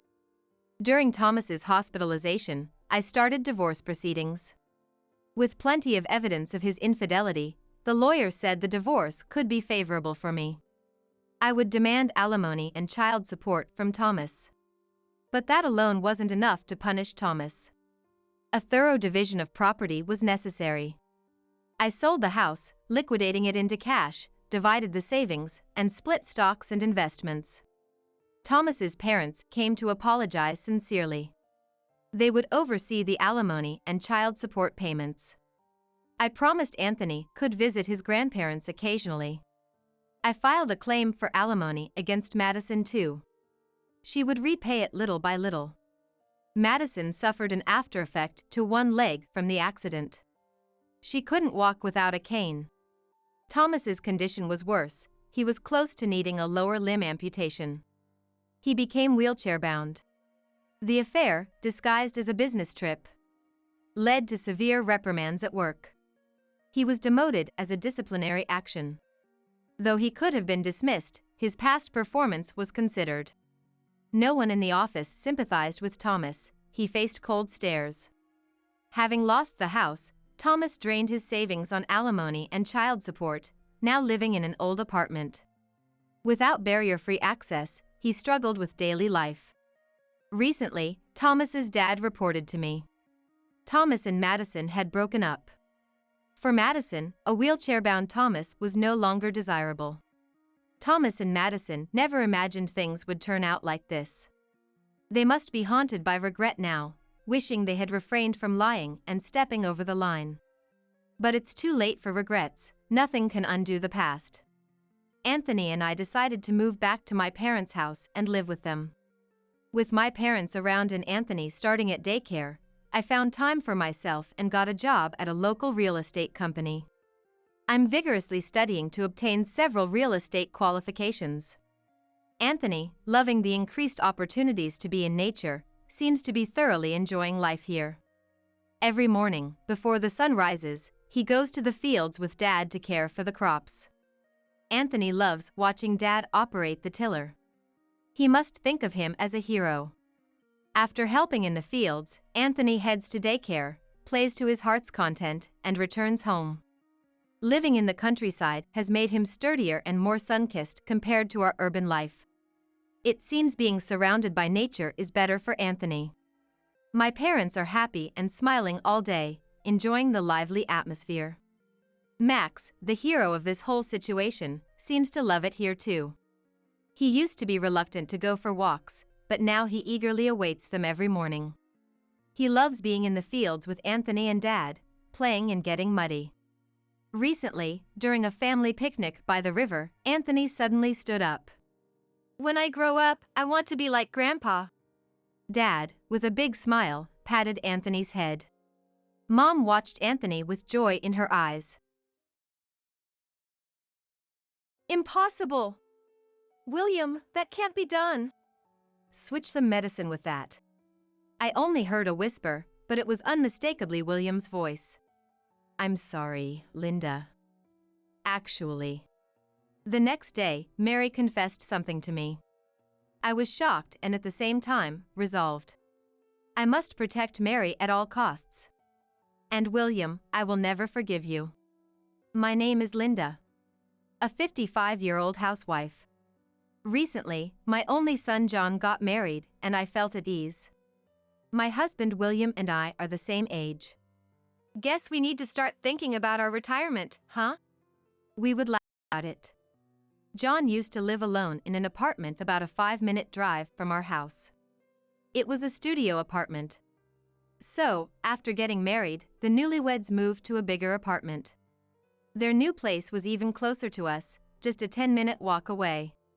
William and I thought, it's comforting to have John so close. But I felt a bit uneasy. Being so close to the house means we need to be careful not to overstep boundaries. I was warned by a friend before. At this age, most of my friends have become mother-in-laws just like me. And from them, I got various pieces of advice. The most shocking was about sons' wives. People have two sides. Just because she smiles in front of you doesn't mean she's happy, my friend said in a serious voice. In essence, don't be fooled by the superficial smiles of sons' wives. No one wants to doubt the smiling face of their son's wife. But my friend's words were convincing. In fact, this friend got along well with her daughter-in-law, meeting up frequently. She was like a real daughter to me, she'd often say. However, it turned out the daughter-in-law had been forcing herself to accommodate herself to her mother-in-law. One day, her pent-up frustrations exploded and she got angry. They almost broke off their relationship, but somehow they managed to calm things down. At the end of the day, we're strangers. A proper distance is crucial. I remember the tired sigh and the lonely look on my friend's face. Mary, who married John, is a really nice girl. Always smiling and great at listening to others. Truly adorable. I wondered how such a nice girl ended up marrying John. When I visited the apartment, Mary greeted me with a smile. Furthermore, feel free to visit anytime, she said. I want to believe there's no lie in her words or smile. But taking everything she says at face value and imposing could be dangerous. To get along with a son's wife, such caution is necessary. By being cautious, we maintained a good relationship. We meet only when invited by the couple. We also refrain from contacting them unless necessary. It feels a bit lonely, but thanks to this, we've been able to get along without any issues. However, one day, when my son and his wife came to visit, they made a surprising request. Excuse me? What did you say? I asked again, and John repeated the same words. That's right, I've been assigned to work overseas, so we want Mary to stay here with you. John had been on business trips abroad before. But this was his first long-term assignment. Upon asking, it turns out the duration is at least 2 years. And it might extend beyond that. 2 years? Is it okay for a couple to be apart for so long? Wouldn't it be better for Mary to go with you? Mary has her job, and I'll be busy abroad. It's safer for her to live with you guys than alone in a foreign country. John looked to Mary for consent, and Mary nodded with a smile. Really? We don't mind, but if we can support our son and his wife, that would be wonderful. But, is this really what Mary wants? Living with us, the in-laws, might be less comfortable for her than following John abroad. If Mary's parents were around, maybe she could have relied on them, but both of Mary's parents have passed away. But why can't she just live on her own? The apartment is close, and of course, we'd be happy to help if anything happens. There's no need to live together unnecessarily. Thinking it would be better for Mary, I suggested this to the couple. But, for some reason, that won't work, Mary immediately said. Mary has some bad memories from the past, and she can't live alone. Mary nodded. Is that so? I'm sorry for not knowing. No, it's fine. Then, living together might be the only option. At that moment, William, who had been silently observing, said, if that's the case, she should stay with us. There's no need to hesitate. Mary is our daughter now. William smiled at the couple. Besides, he added, I often come home late from work. It'd be better for Linda to have Mary around than to be alone. True, William doesn't start work early, but he often comes home late. It's reassuring not to be alone at such times. Yes, if Mary is okay with it, let's live together happily. Indeed, there are benefits to living together. Not only drawbacks.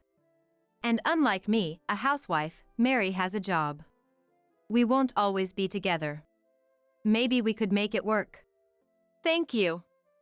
I'm looking forward to it. Us too. And so, Mary began living with us.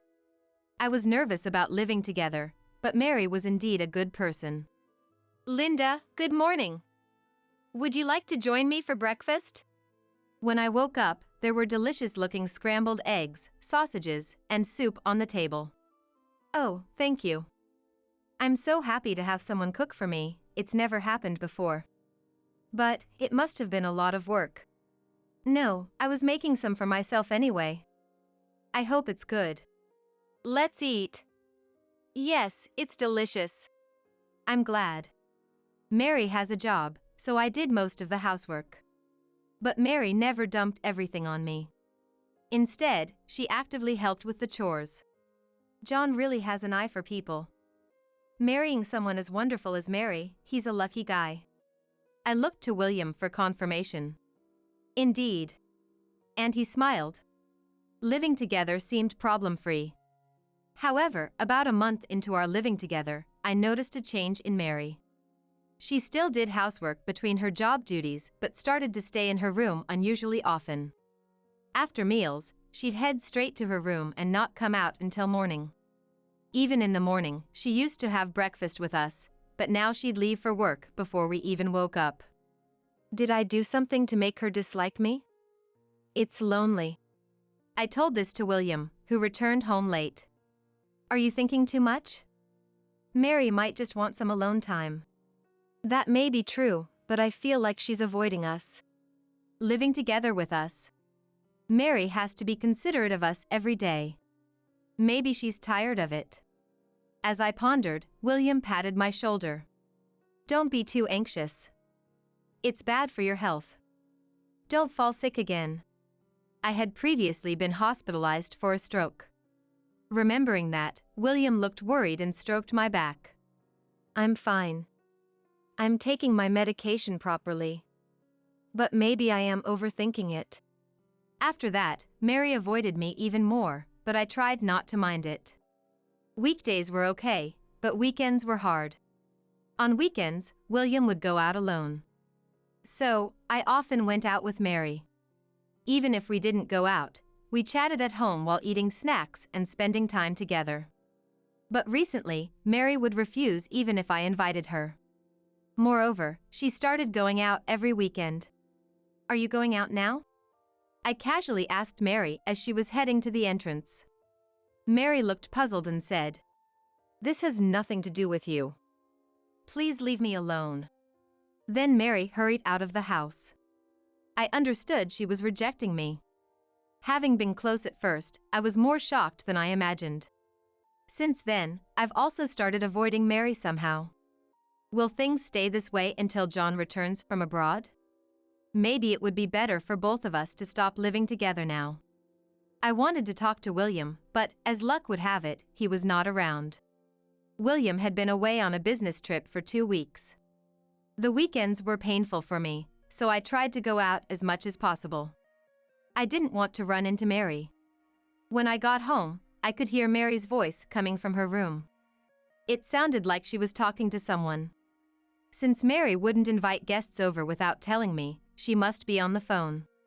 I'm home. I called out and approached her room. As I was about to quietly open the door, I realized Mary was on a call. She was indeed on the phone. Convinced, I thought not to disturb her call and was about to leave. When Mary raised her voice. It's impossible, William. I can't do that. I definitely heard William's name. William was supposed to be on a business trip. It seemed unlikely he would contact Mary from there. Yet, I heard Mary continue. William, that's why I can't. I heard Mary say. I approached Mary's room again, trying to listen. I could hear Mary's voice, but not the person on the other end. I couldn't tell if it was William nor understand the conversation. Feeling frustrated, I couldn't leave or interrupt. I just stood there. Meanwhile, Mary seemed troubled on the phone. Repeatedly saying, That's why it's impossible. she said over and over. Was William asking her for something? Maybe I should help. But she'll find out I was eavesdropping. It might worsen our already strained relationship. Yet, it's sad to think our relationship could get any worse. As I was pondering this, Mary cried out in distress. Almost simultaneously, I heard something fall. Soon after, William's low voice filled the room. Switch the medicine with that.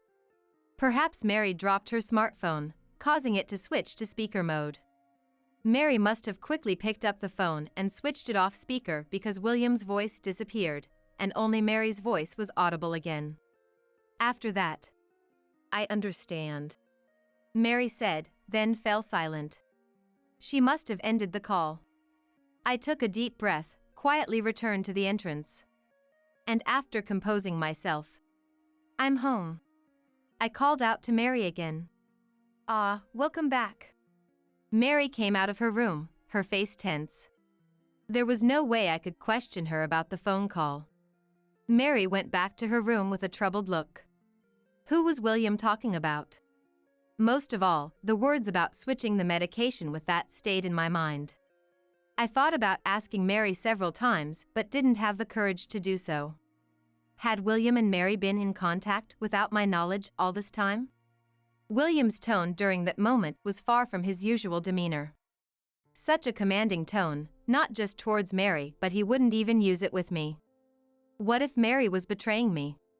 Or, what if William was threatening Mary? I couldn't sleep that night. The next day, rubbing my sleepy eyes, I was drinking water in the kitchen when Mary woke up. Good morning, Mary. My voice was hoarse from lack of sleep. But Mary's voice sounded even less energetic. Good morning, she said, looking down, in a barely audible voice. Mary, you seem down.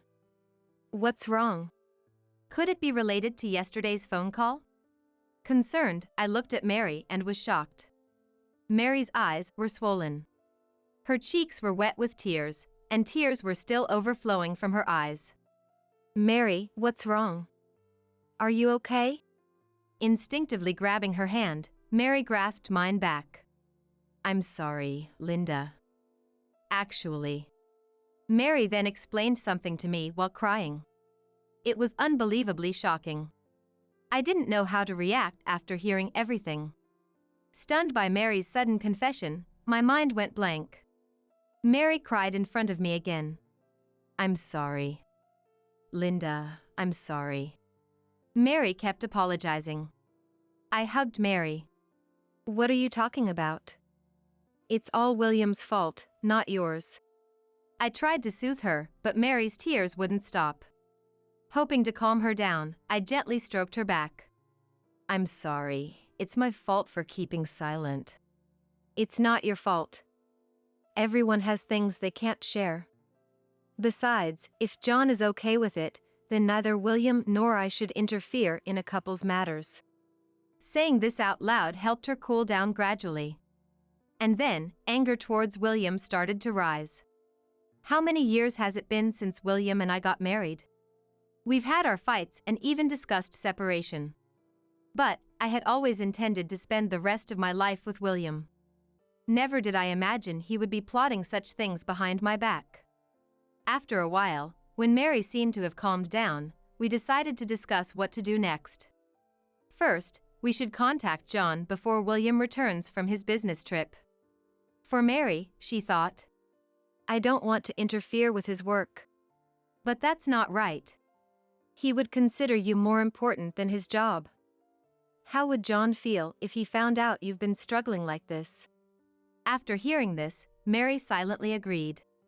We tried contacting John, but couldn't reach him. Maybe he was busy with work or asleep. We decided to leave a message summarizing the situation and asking him to call us when he has time. 2 days later, William returned from his business trip. I'm exhausted, he repeated, handing me his bag and jacket. I took them, saying, Welcome back, without really meaning it. Entering the living room, William looked around. What's wrong?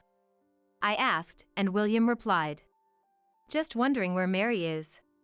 scanning the room again. Oh, I sent her out for some shopping. Did you need her for something? I said with a forced smile, and William replied. No, not really. Averting his gaze. While William showered, I prepared the documents on the table. The thought of showing them to William filled me with mixed emotions. After decades of marriage, I never wanted to use such papers. But knowing the truth, I could no longer envision a future with him. William came out of the shower, looking satisfied, and sat down with a towel around his neck. Normally, he would finish off a beer already set out for him. But noticing the absence of beer, he squinted at me questioningly. Hey, where's the beer? There's no beer today. Look at this instead. I urged, and William, looking at the papers on the table, was shocked. What's this? He said angrily, staring at the table. I clenched my fist and said, These are divorce papers. Please, let's get divorced. Huh? William shifted his gaze from the divorce papers to me. Divorce? Why? I sensed more anger than confusion in William's voice and expression. Why does someone like me have to be told by you to divorce? I can almost hear him saying that. It seems like you wanted a divorce, right? William looked surprised. No, I never, that. I couldn't help but laugh. What's so funny? Because you're so flustered. Oh right, you didn't want a divorce, you wanted to remarry. William remained silent, looking troubled. That, I know everything. Your affair with another woman, trying to make me take medication to be with her, and what I can't forgive the most is that you threatened Mary. William turned pale and started to sweat. With that face. It's not true, that's not it. He kept repeating excuses. Whatever you say is pointless. I heard everything from Mary. Mary, that bastard. Mary had debts before getting married. It seems William found out when she was talking to John about it on the phone. The reason she couldn't live alone was because she wanted to use the rent money to repay the debt. Knowing she had no money, William must have thought he had the upper hand. He had Mary doing menial tasks behind my back. Mary, afraid of being thrown out, couldn't stand up to William. Apparently, Mary was keeping an eye on William every time she had a day off to break free from him. That's when she witnessed William cheating. When she confronted him, Linda will be the one who's sad. He brazenly responded. And then, brazenly, since it was out in the open, William ordered Mary to switch my medication. So, you thought of getting rid of me because I was in your way? Yes, shockingly, the person William was talking about over the phone was me. Having had a stroke before, there's a medication I must take daily. Without it, I'm prone to blood clots, and unluckily, it could be fatal. William was planning to swap my medication with something else. Of all things, to swap it with a vitamin pill, huh? For most people, it's just a supplement, but for me, it's poison. Depending on the type of vitamin, it could increase the risk of blood clots. In other words, William was after my life. Anyway, I can no longer stay with you. Please, let's get a divorce. We'll discuss the money for the divorce proceedings through a lawyer later. William looked frustrated and then turned his gaze to Mary, who returned. Mary, how dare you do this? You know what will happen, right? Mary showed a momentary look of fear, but when I took her hand, she glared back at William. I know. It's okay now. I have Linda. What? Getting cocky, aren't you? William seemed ready to pounce at any moment. But just then, there was a noise from the entrance, and John appeared. Are you okay? John stood in front of William, shielding Mary. John, why are you here? I got a call from Mom and rushed back from overseas. Dad, I'm disappointed. What have you done? At first, I just wanted to exploit a weakness and leave. But then, I needed money. Either way, it's despicable. I don't want to see your face anymore. Just leave. Wait. Are you okay with this, Linda? saying such things. You're a housewife without an income. You won't be able to live. Don't worry. I'll get the money for the divorce proceedings from you. Besides, this house was inherited from my parents, so don't act so high and mighty. William was still saying something so arrogant, but I'll call the police, I said, and he left. Afterward, William and I divorced. William had been secretly supporting his mistress, and some savings had been spent. I feel like I understand why he needed money. As a substitute for the money for the divorce proceedings, I took all his remaining savings. William's life from here on is on zero savings. Relationships broken off by his son, it's going to be quite hard. Whether his mistress will stick with him through this kind of life is questionable, but I couldn't care less. John went back to work the day after everything was settled. Mary and I are still living together. I repaid Mary's debts with the money I got from William. My son and his wife wanted to repay it themselves, but considering the interest rate, it seemed wasteful. Since it was William's money anyway, I wanted to use it up quickly. The regular meals between my son's wife and I are now my greatest joy. We want to keep getting along well until John returns home. I did what you could never do for Yosef. With those words, she showed off her newborn niece, Amelia, to me. Seeing me struggle for words, Yara wore a triumphant smile. Doesn't she look adorable, just like Yara? I bet she'll be a model or an actress someday. My betraying husband, Yosef, then added an insult to his remark. Time to head home, I guess.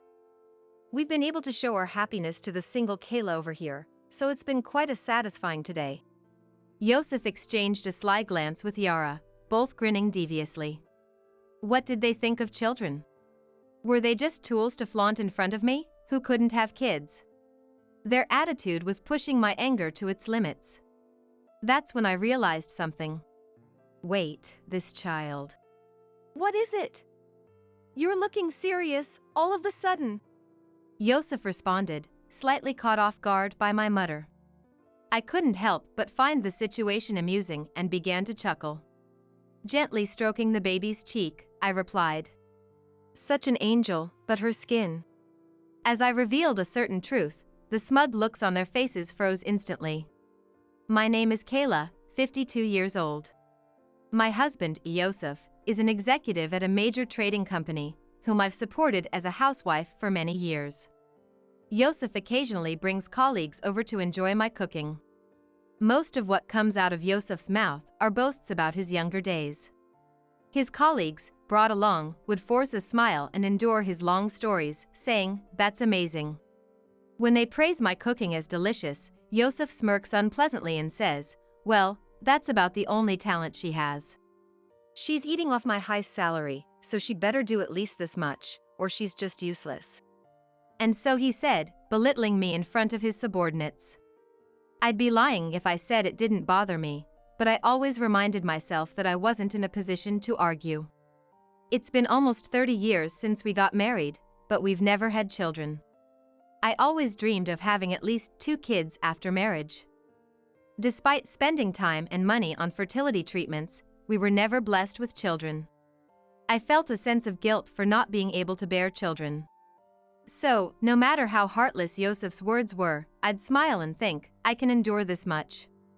When Yosef talks about work, his eyes shine like a boy's, and I was happy to support him in any way I could. After all, I'm in love with Yosef. Apart from cooking, I had another talent. It was sewing, a hobby since my student days. I started making hand-sewn dolls, imitating my mother. They became quite popular among my friends.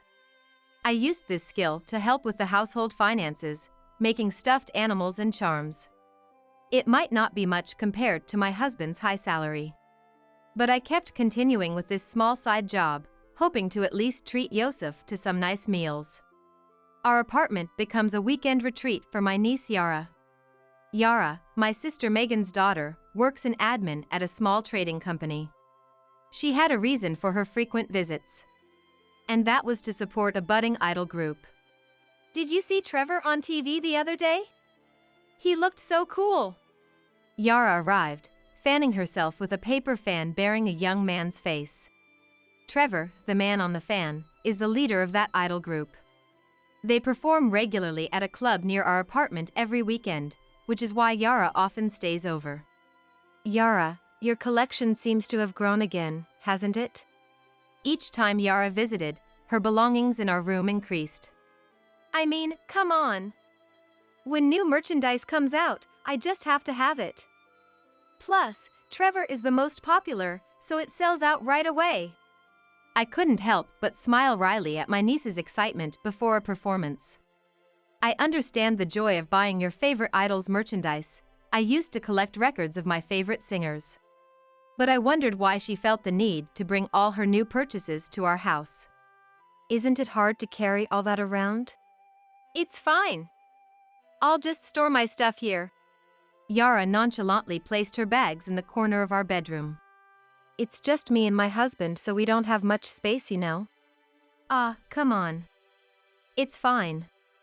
Uncle just comes home to sleep, right? Resigned, I had no choice but to accept my niece's whims. Oh, and I almost forgot. Mom made me bring this. With that, Yara pulled out a set of premium tea from her bag. My sister Megan and her husband occasionally sent gifts, and always made sure Yara brought something with her whenever she stayed over. Oh my, they didn't need to. After graduating high school, Megan worked far away until she was 30, then took over the family's variety store and married Kevin, an employee there. Since a large shopping center opened nearby, their business has suffered. So I always told her there's no need for such gifts. I'm sorry Yara's been such a bother. Megan would apologize over the phone, sounding guilty. However, Yara herself has become hard to ignore lately. She began entering our house even when we weren't home. It turns out Yosef has given her a spare key. She's here every week, might as well have one. Yosef had a soft spot for her. Uncle, you're the best. Yara would hug Yosef's arm, and he'd smile proudly. All right then. At first, I tried to be accommodating. But, 3 months later, a cash-filled envelope I kept in my bedroom drawer was missing. When I asked Yara, she nonchalantly replied, "Sorry, Aunt Kayla. I borrowed it. I really wanted Trevor's new merchandise." She looked at me with pleading eyes, but Yara has a job. She should be making enough to get by. Wouldn't buying it with your own money bring you more joy? Of course, I want to. But my salary isn't enough. Her casual words weighed on me. How much is she spending on this obsession? But it wasn't just about money. I noticed my skincare products were running out unusually fast. Since Yosef never used them, it had to be Yara. Confronted, she admitted it without hesitation. Sorry, Aunt Kayla. I just thought I'd use them since they were there. What did she mean since they were there? That cream was expensive. I frowned, and Yara pretended to shiver and rub her arms. Aunt Kayla, you're scary. Then Yosef would join in and laugh beside Yara. Come on, it's not a big deal. Don't laugh, you should be scolding her. Don't get mad. You look older when you frown like that. Yosef, usually not much of a joker, becomes chatty around Yara. I found particularly displeasing. Anyway, I don't want you using our things without permission. You have a job, so buy your own stuff. If you continue using mine, I won't let you stay over again. I'll make sure your mom knows that too. When I lectured Yara, Yosef turned red and shouted. Enough already. The things you use aren't even earned by you, are they? I'm the one who's worked for all of it. I'm not living in luxury. I've been cutting corners, managing with what we have. I'm not splurging on hobbies like Yara. It's my money, I earned it. If I say Yara can use it, then she can use it however she wants. Yosef's yelling made me want to cry. True, most of our income was from Yosef's work, so I couldn't argue further. Feeling abandoned with Yosef not on my side, I almost called Megan but stopped and put my phone away. Megan and her husband must be preoccupied with their struggling store. Complaining about my husband would just cause them unnecessary worry. Marital issues should be resolved between us. Days passed as I kept my concerns to myself. It was one cold Sunday morning during winter. A friend from my student days invited me out, so I decided to wear a fur coat I had never worn since purchase. I told Yosef about it beforehand. I plan to be back by evening, but if I'm late, could you start dinner? Just reheat yesterday's leftovers in the microwave. Don't worry about me. Take your time and enjoy yourself, he said, so smiling as he saw me off. Yosef, who usually belittles me in front of his subordinates, was kind and considerate when it was just us. I felt genuinely happy to be married to him. But as I arrived at the station, my friend called to cancel. Sorry. My husband's thrown out his back and can't move. I hate to do this, but can we reschedule? That's okay. Next time, you're treating me to fancy French cuisine. After jokingly dismissing my friend's repeated apologies over the phone, I wondered what to do, trying to come up with a plan for the day, but nothing particular came to mind. There's nothing else to do, I guess I'll go back home to Yosef. I stopped at the supermarket to pick up ingredients for lunch, thinking of making a warm stew for Yosef. As I opened the door, I was hit by a wave of heat and a scent of strong perfume. I noticed Yara's coat, a common sight on weekends. Yara, are you here? No answer. No one was in the living room. Strange, where could they be? I could sense someone was home, so they hadn't gone out. I stored the groceries and decided to look around the apartment. I could hear Yosef snoring from the bedroom. Was he taking a nap this early? I didn't understand much about Yosef's job, but being an executive must be tough during the week. So, I thought to let him rest on his rare day off. When I opened the bedroom door to see Yosef, I was met with a shocking sight.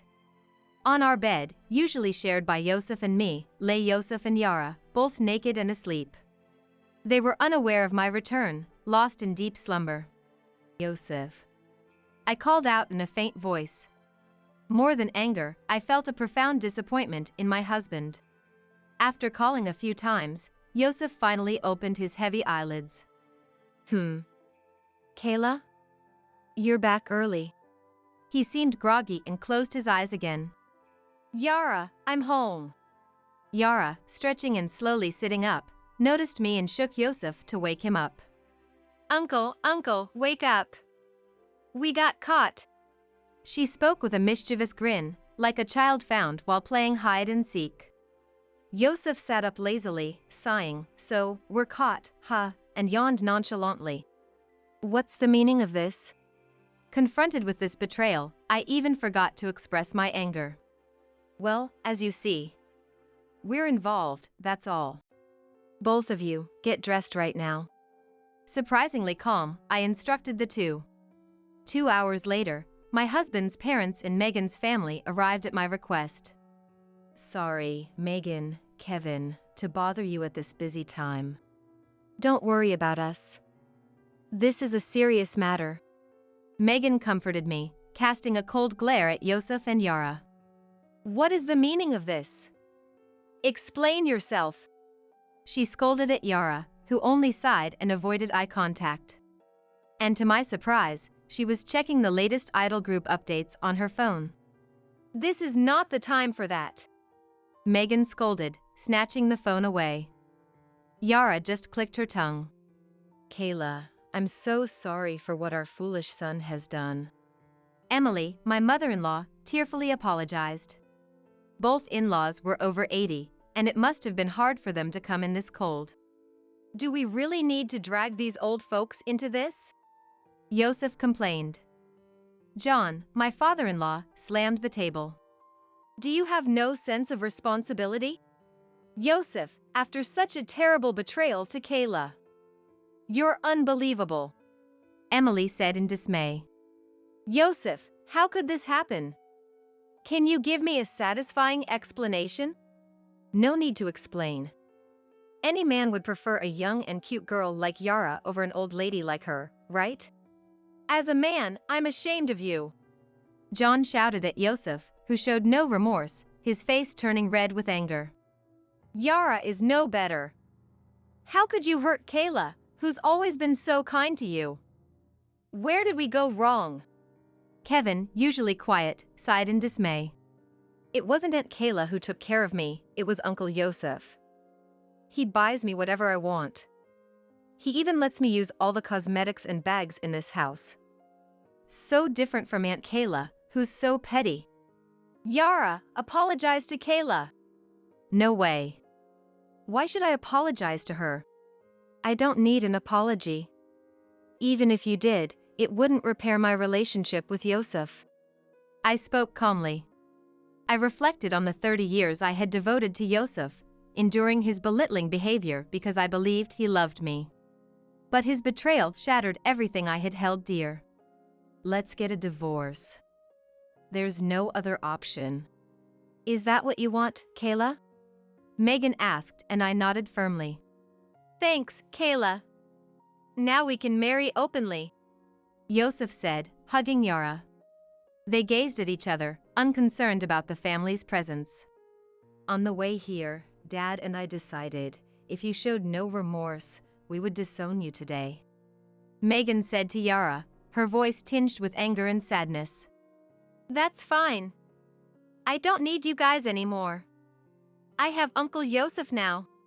Then it's decided. Don't ever cross our doorstep again, Kevin declared firmly. Yosef, we too have decided to disown you today. Megan's family and my in-laws apologized to me before leaving in a somber mood. Afterward, my divorce from Yosef was finalized. The divorce mediation, handled by lawyers, granted me compensation from both Yosef and Yara. Yosef, not wanting to burden Yara, paid both their shares in full.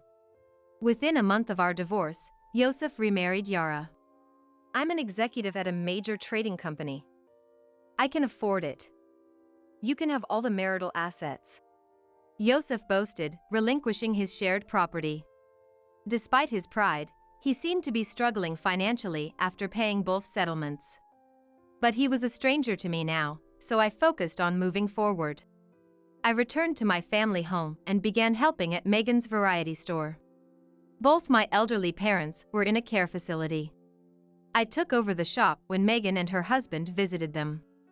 Sorry for always making you help out. It's me who should be grateful. I can't expect to be fed without doing anything. Megan and her husband always looked out for me after what I had gone through. Mostly out of concern for the mistake their daughter had made. Their feelings were so apparent that I felt more apologetic than they did. That summer, 3 years after I had returned home, Yosef and Yara unexpectedly appeared before me. Why are you here? I was stunned to see them smiling as they entered the shop. It's been a while, Aunt Kayla, Yara greeted, holding a newborn baby in her arms. Seeing the baby, I was at a loss for words. Since Yara was holding the child, it must be her baby. That would mean the father is, of course, Yosef. Seeing my speechlessness, Yara wore a triumphant smile. I did what you could never do for Yosef, she said, playing with the baby. She now called Yosef by his name, not uncle anymore. That reality shook me deeply. Then Megan and her husband returned. What are you doing here after all this time? Is that how you greet your daughter who's just returned home after 3 years? Yara retorted, showing off the baby. Look, Mom. Our child, Amelia. She's your first grandchild. Indeed. Congratulations. Megan replied emotionlessly, avoiding her daughter's gaze. Yara turned to me, smiling. I came to announce the birth of my daughter. Celebrate with us, Aunt Kayla. Say hello to Amelia. Enough. What on earth are you thinking? Have you considered Kayla's feelings? Kevin raised his voice, uncharacteristically angry. Doesn't she look adorable, just like Yara? I bet she'll be a model or an actress someday, Yosef said lazily. Megan, unable to bear it, grabbed a broom to chase them away. Leave now. This isn't your place. You're disrupting our business, so go away. Time to leave. We've boasted enough happiness to the lonely, single Kayla. It's a quite satisfying day today, Yosef said, exchanging a conniving smile with Yara. What did they think of children? Using a child as a tool to flaunt and bask in their superiority? As I sadly watched the baby in Yara's arms, I realized something. Wait, this child. What is it? You're looking serious, all of a sudden. Yosef asked, puzzled. I suddenly found the situation amusing and started to chuckle. What's with the sudden laughter? Something wrong? Looks like Aunt Kayla's gone crazy from the shock. Gently stroking the baby's cheek, I replied. Like an angel, but her skin. Her skin? What about it? It looks so healthy. A beautiful tan, unlike Yosef's fair skin. Indeed, the baby's skin was a stark contrast to Yosef's paleness. What's wrong with that? None of my family or relatives have such tan skin. Is that strange? There are people in the world with tan skin. Oh, Yara once mentioned her great-grandfather was tan. That's genetics, right? Yosef said, acting knowledgeable. At that moment, my suspicions about Yara turned into certainty. That's impossible. What do you mean, impossible? Yosef questioned, suddenly anxious. I fetched an old family album from a closet in the room my grandparents used to use. Here, something I want you to see. Saying this, I showed a photo from the album. It's just a regular family photo. In the photo were me, Megan, our parents, and grandparents. It was taken in front of the store when my parents first started their variety store. This tall man on the right is my grandfather, Yara's great-grandfather. So? It's just a normal family photo. Don't you see? Look at my grandfather's skin. Fair-skinned, so what? That's normal, right? Yosef seemed to not grasp the reality. While he was confused, Yara's face turned pale. Enough. Amelia needs her milk. Let's go. Yara urged, tugging at Yosef's shirt. Unaware of the truth, Yosef started to leave, so I gave him another hint. There's no one with tan skin in my family, not just my grandfather. No relatives either. Wait, does that mean? Finally, Yosef seemed to understand what I was implying. That means the likelihood of you two having a tan child is 0. I said emphatically. Yosef started shaking. It's a waste of time being here. Let's go home. Yara hurried him, but Yosef, now understanding, didn't move. He turned to Yara, questioning her sternly. What's this about? Our child shouldn't be tan. Then whose child is this? There's something else I want you to see. I snatched Trevor's keychain from Yara's bag and showed it to Yosef. Trevor, known for being half Hispanic and half American, publicly acknowledged his mixed heritage. Yara had always admired Trevor's mixed heritage, often praising his appearance as cool. This guy.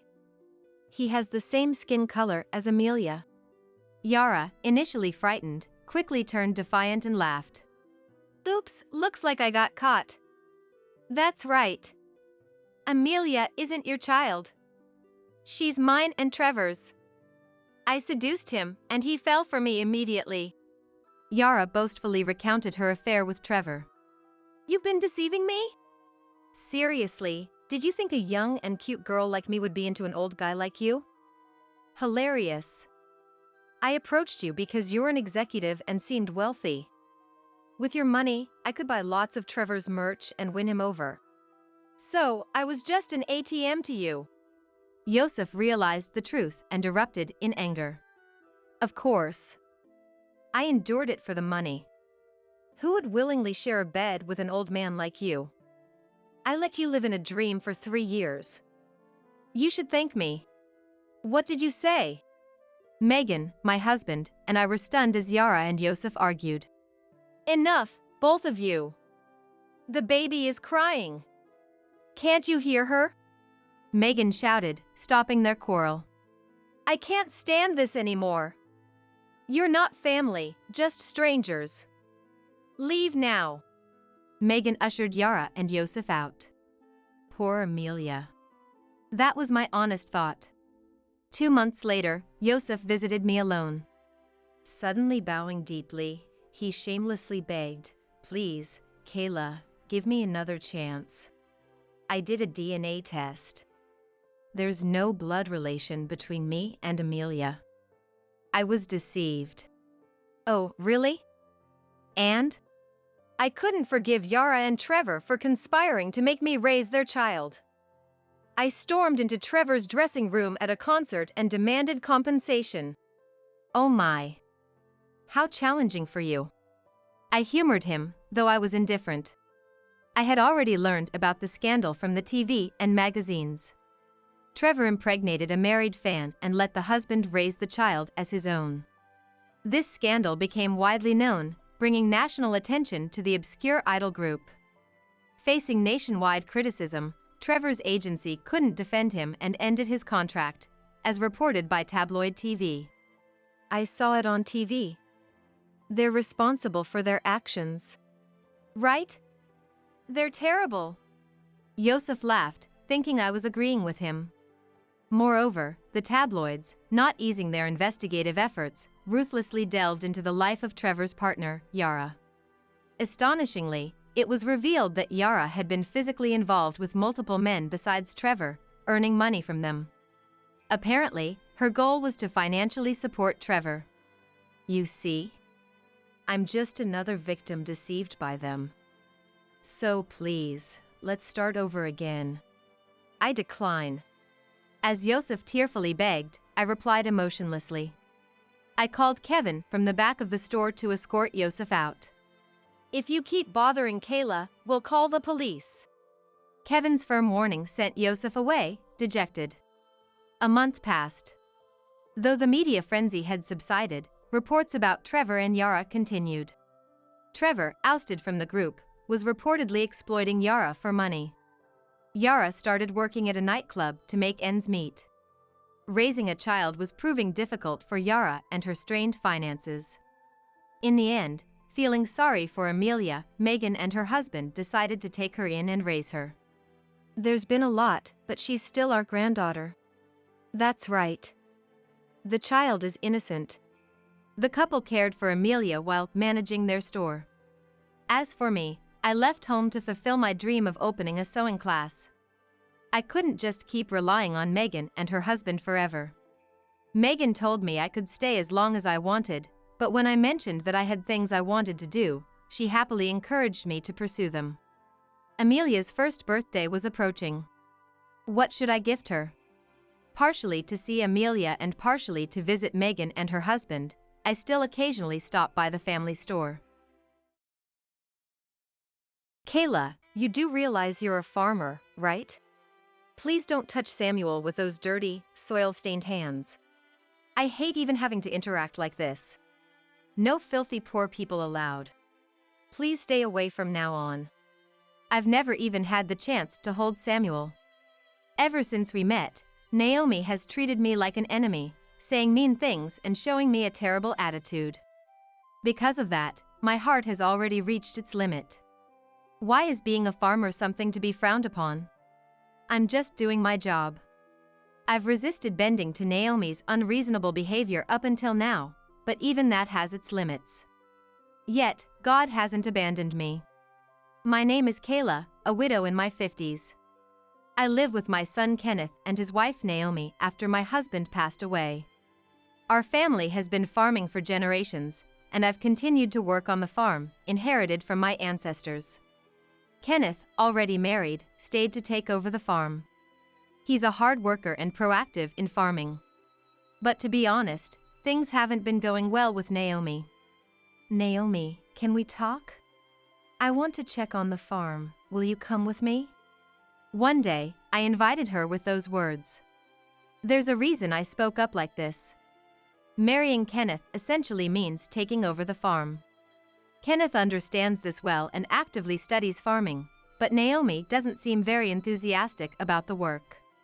I understand that farming might be seen as a tough and dirty job, especially by the younger generation. I thought the same when I was younger. But once you start, it can be unexpectedly rewarding. Naomi hasn't even set foot in the field yet, and at this rate, she might never discover that sense of fulfillment. So, I thought about going to the field with her to help her find that satisfaction. However, Naomi's response to my invitation was far from positive. To the field? Why? I hate the idea of going to such a dirty place. If you must go, please go alone, Kayla. I'll be relaxing in my room. Don't say that. This job isn't as dirty as you make it out to be. You might even find it enjoyable if you actually give it a try. A little visit wouldn't hurt, would it? It's not like that at all. I genuinely hate farming. Bugs come out, the vegetables are dirty. Isn't it awful to force someone to come to the field? Kayla, this is harassment, you know. Harassment, she said, and I couldn't help but let out a surprised huh. That was never my intention. It was meant to be a gesture of concern, hoping to slightly erase her aversion to farming. Yet Naomi continued. If you understand, then please never ask me to farm again. I didn't marry for your sake, you know. If you say something like this again, I might consider divorce. With that, she spat out her words and returned to her room. I thought about discussing this with Kenneth, but he's so positive about farming and works hard every day, I just couldn't bring myself to tell him. So, I decided not to report this incident with Naomi to him, and from then on, I aimed to live a life that didn't upset her, avoiding any confrontation. But even that didn't go well. In front of Kenneth, Naomi was very kind and dependable. However, the moment Kenneth was away, in the field or out shopping, Naomi would transform entirely. I have no intention of doing the housework, just so you know. If you want housework done, Kayla, do it yourself. I'm not a housekeeper. Kayla, wasn't today's dinner a bit too careless? It was so bad, I thought I would vomit. I managed to eat it, but when I think that Kenneth has been eating such food since he was little, I feel so sorry for him. Naomi's heartless words kept coming. Each time I faced them head-on, I felt my heart aching. Why do I have to be subjected to such unreasonable words? What have I done to deserve this? No matter how many times I asked myself, no answer came. And seeing me worn out, Naomi would laugh again. Kayla, you really aren't cut out to be a person. To think such a person is my mother-in-law, I can't help but worry about the future. I'm sure Kenneth doesn't rely on you much either. Elderly people like you should retire from work soon. Stop forcing the farm onto him. We have our own things we want to do. So, Kayla, please just disappear from our world. I'm sorry. The only words I could muster in response to her barrage were I'm sorry. I was so broken that I couldn't think of any words of defiance. Days like this continued, and I eventually developed insomnia. Yet, somehow, I kept pushing myself in my work. Naomi might think farming isn't a big deal, but knowing there are people waiting for the vegetables I grow, I couldn't afford to take a break. Mom, are you okay? You look a bit haggard. Watching me weaken day by day, Kenneth expressed his concern. But Kenneth only sees the good side of Naomi. He's unaware of the cruel words she hurls at me. I wonder what would happen if he found out. If Kenneth and Naomi were to divorce, would that be my fault? Am I stealing his happiness because of me? With those thoughts, I couldn't say anything more. I escaped his worries with some non-committal words like I'm fine, even though I'm really not. I really am a coward. Amidst all this, some good news arrived. Naomi was pregnant. Feeling unwell, Kenneth took her to the hospital, where they received the diagnosis. That day, the house was filled with a celebratory mood. Naomi seemed to be in a good mood too, not hurling her usual cruel words at me.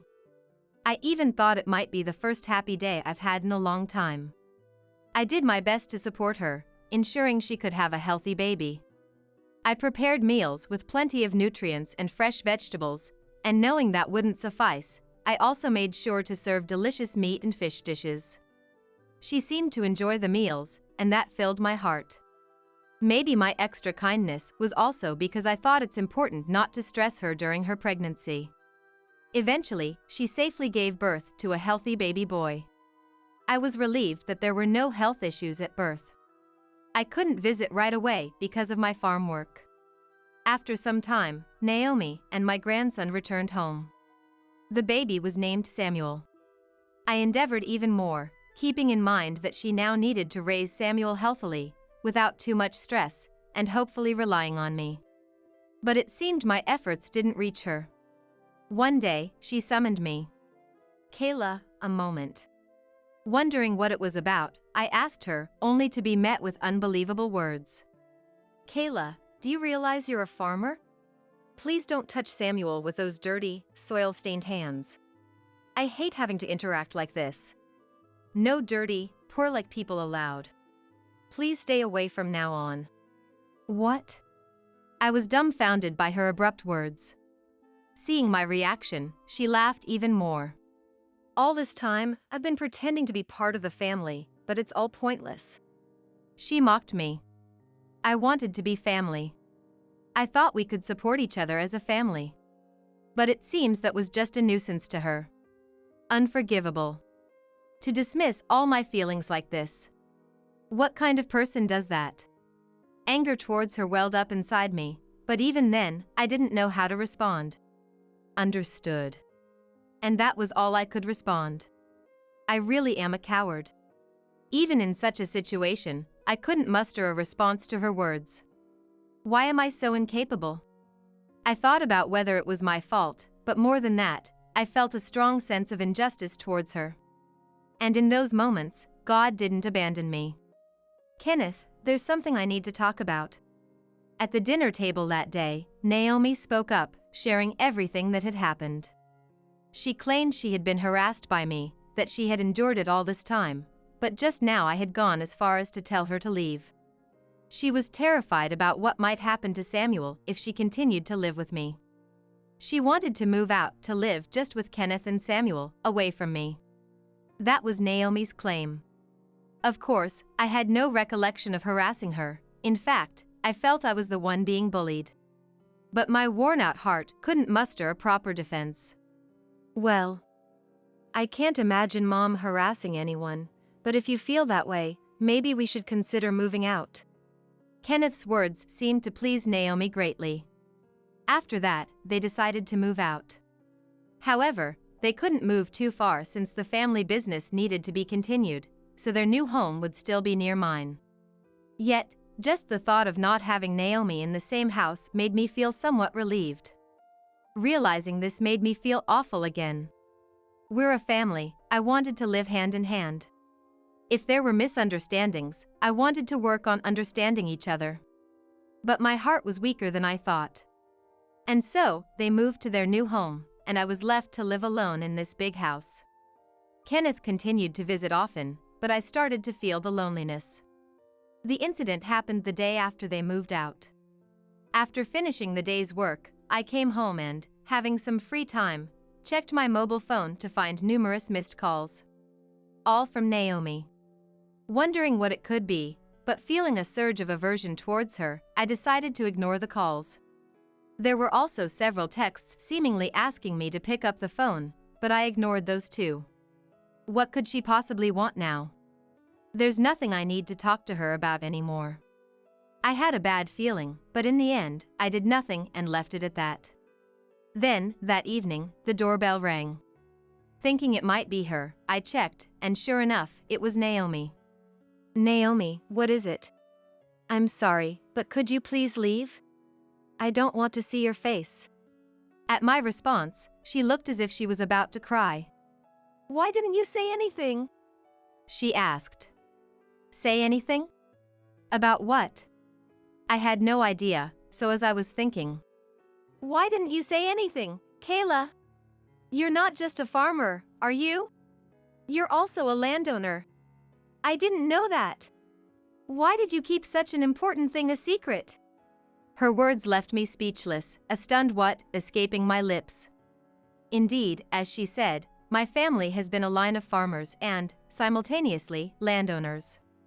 My family has been managing this area's lands for a very long time.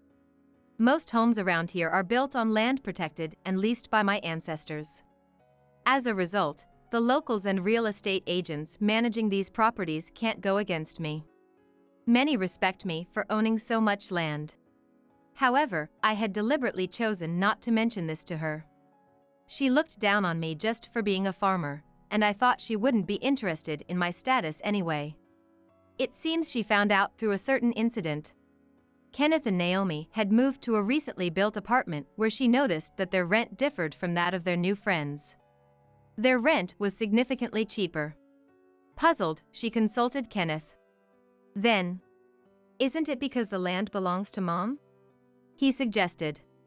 True to Kenneth's words, when they decided to move into this apartment, the real estate agent contacted me, offering to rent it out cheaply. I've been leasing lands to this real estate agency for a long time. Some since my parents' days, establishing an inseparable bond. Faced with this unknown fact, she was taken aback. Though aware I was a farmer, she had no idea about the landowning. This revelation apparently panicked her. If you had told me, I wouldn't have behaved like that. I wouldn't have suggested moving out either. I would have definitely thought of getting along with Kayla. Why didn't you tell me?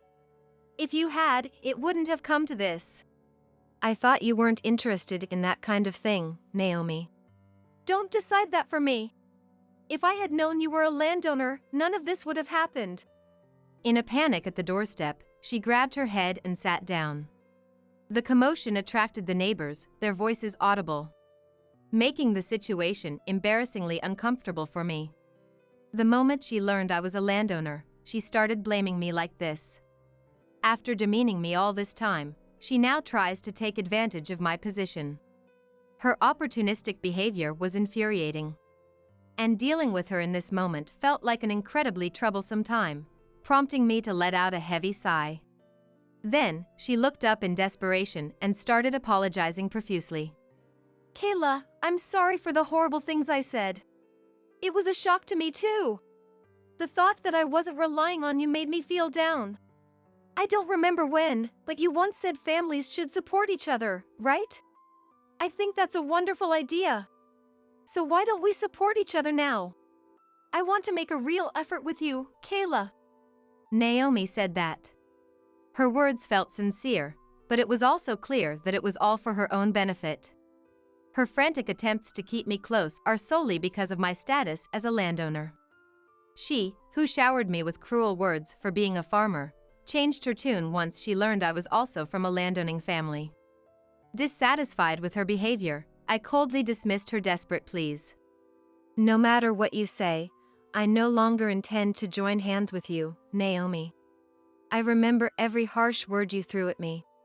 They haunt my dreams, and I still can't sleep well.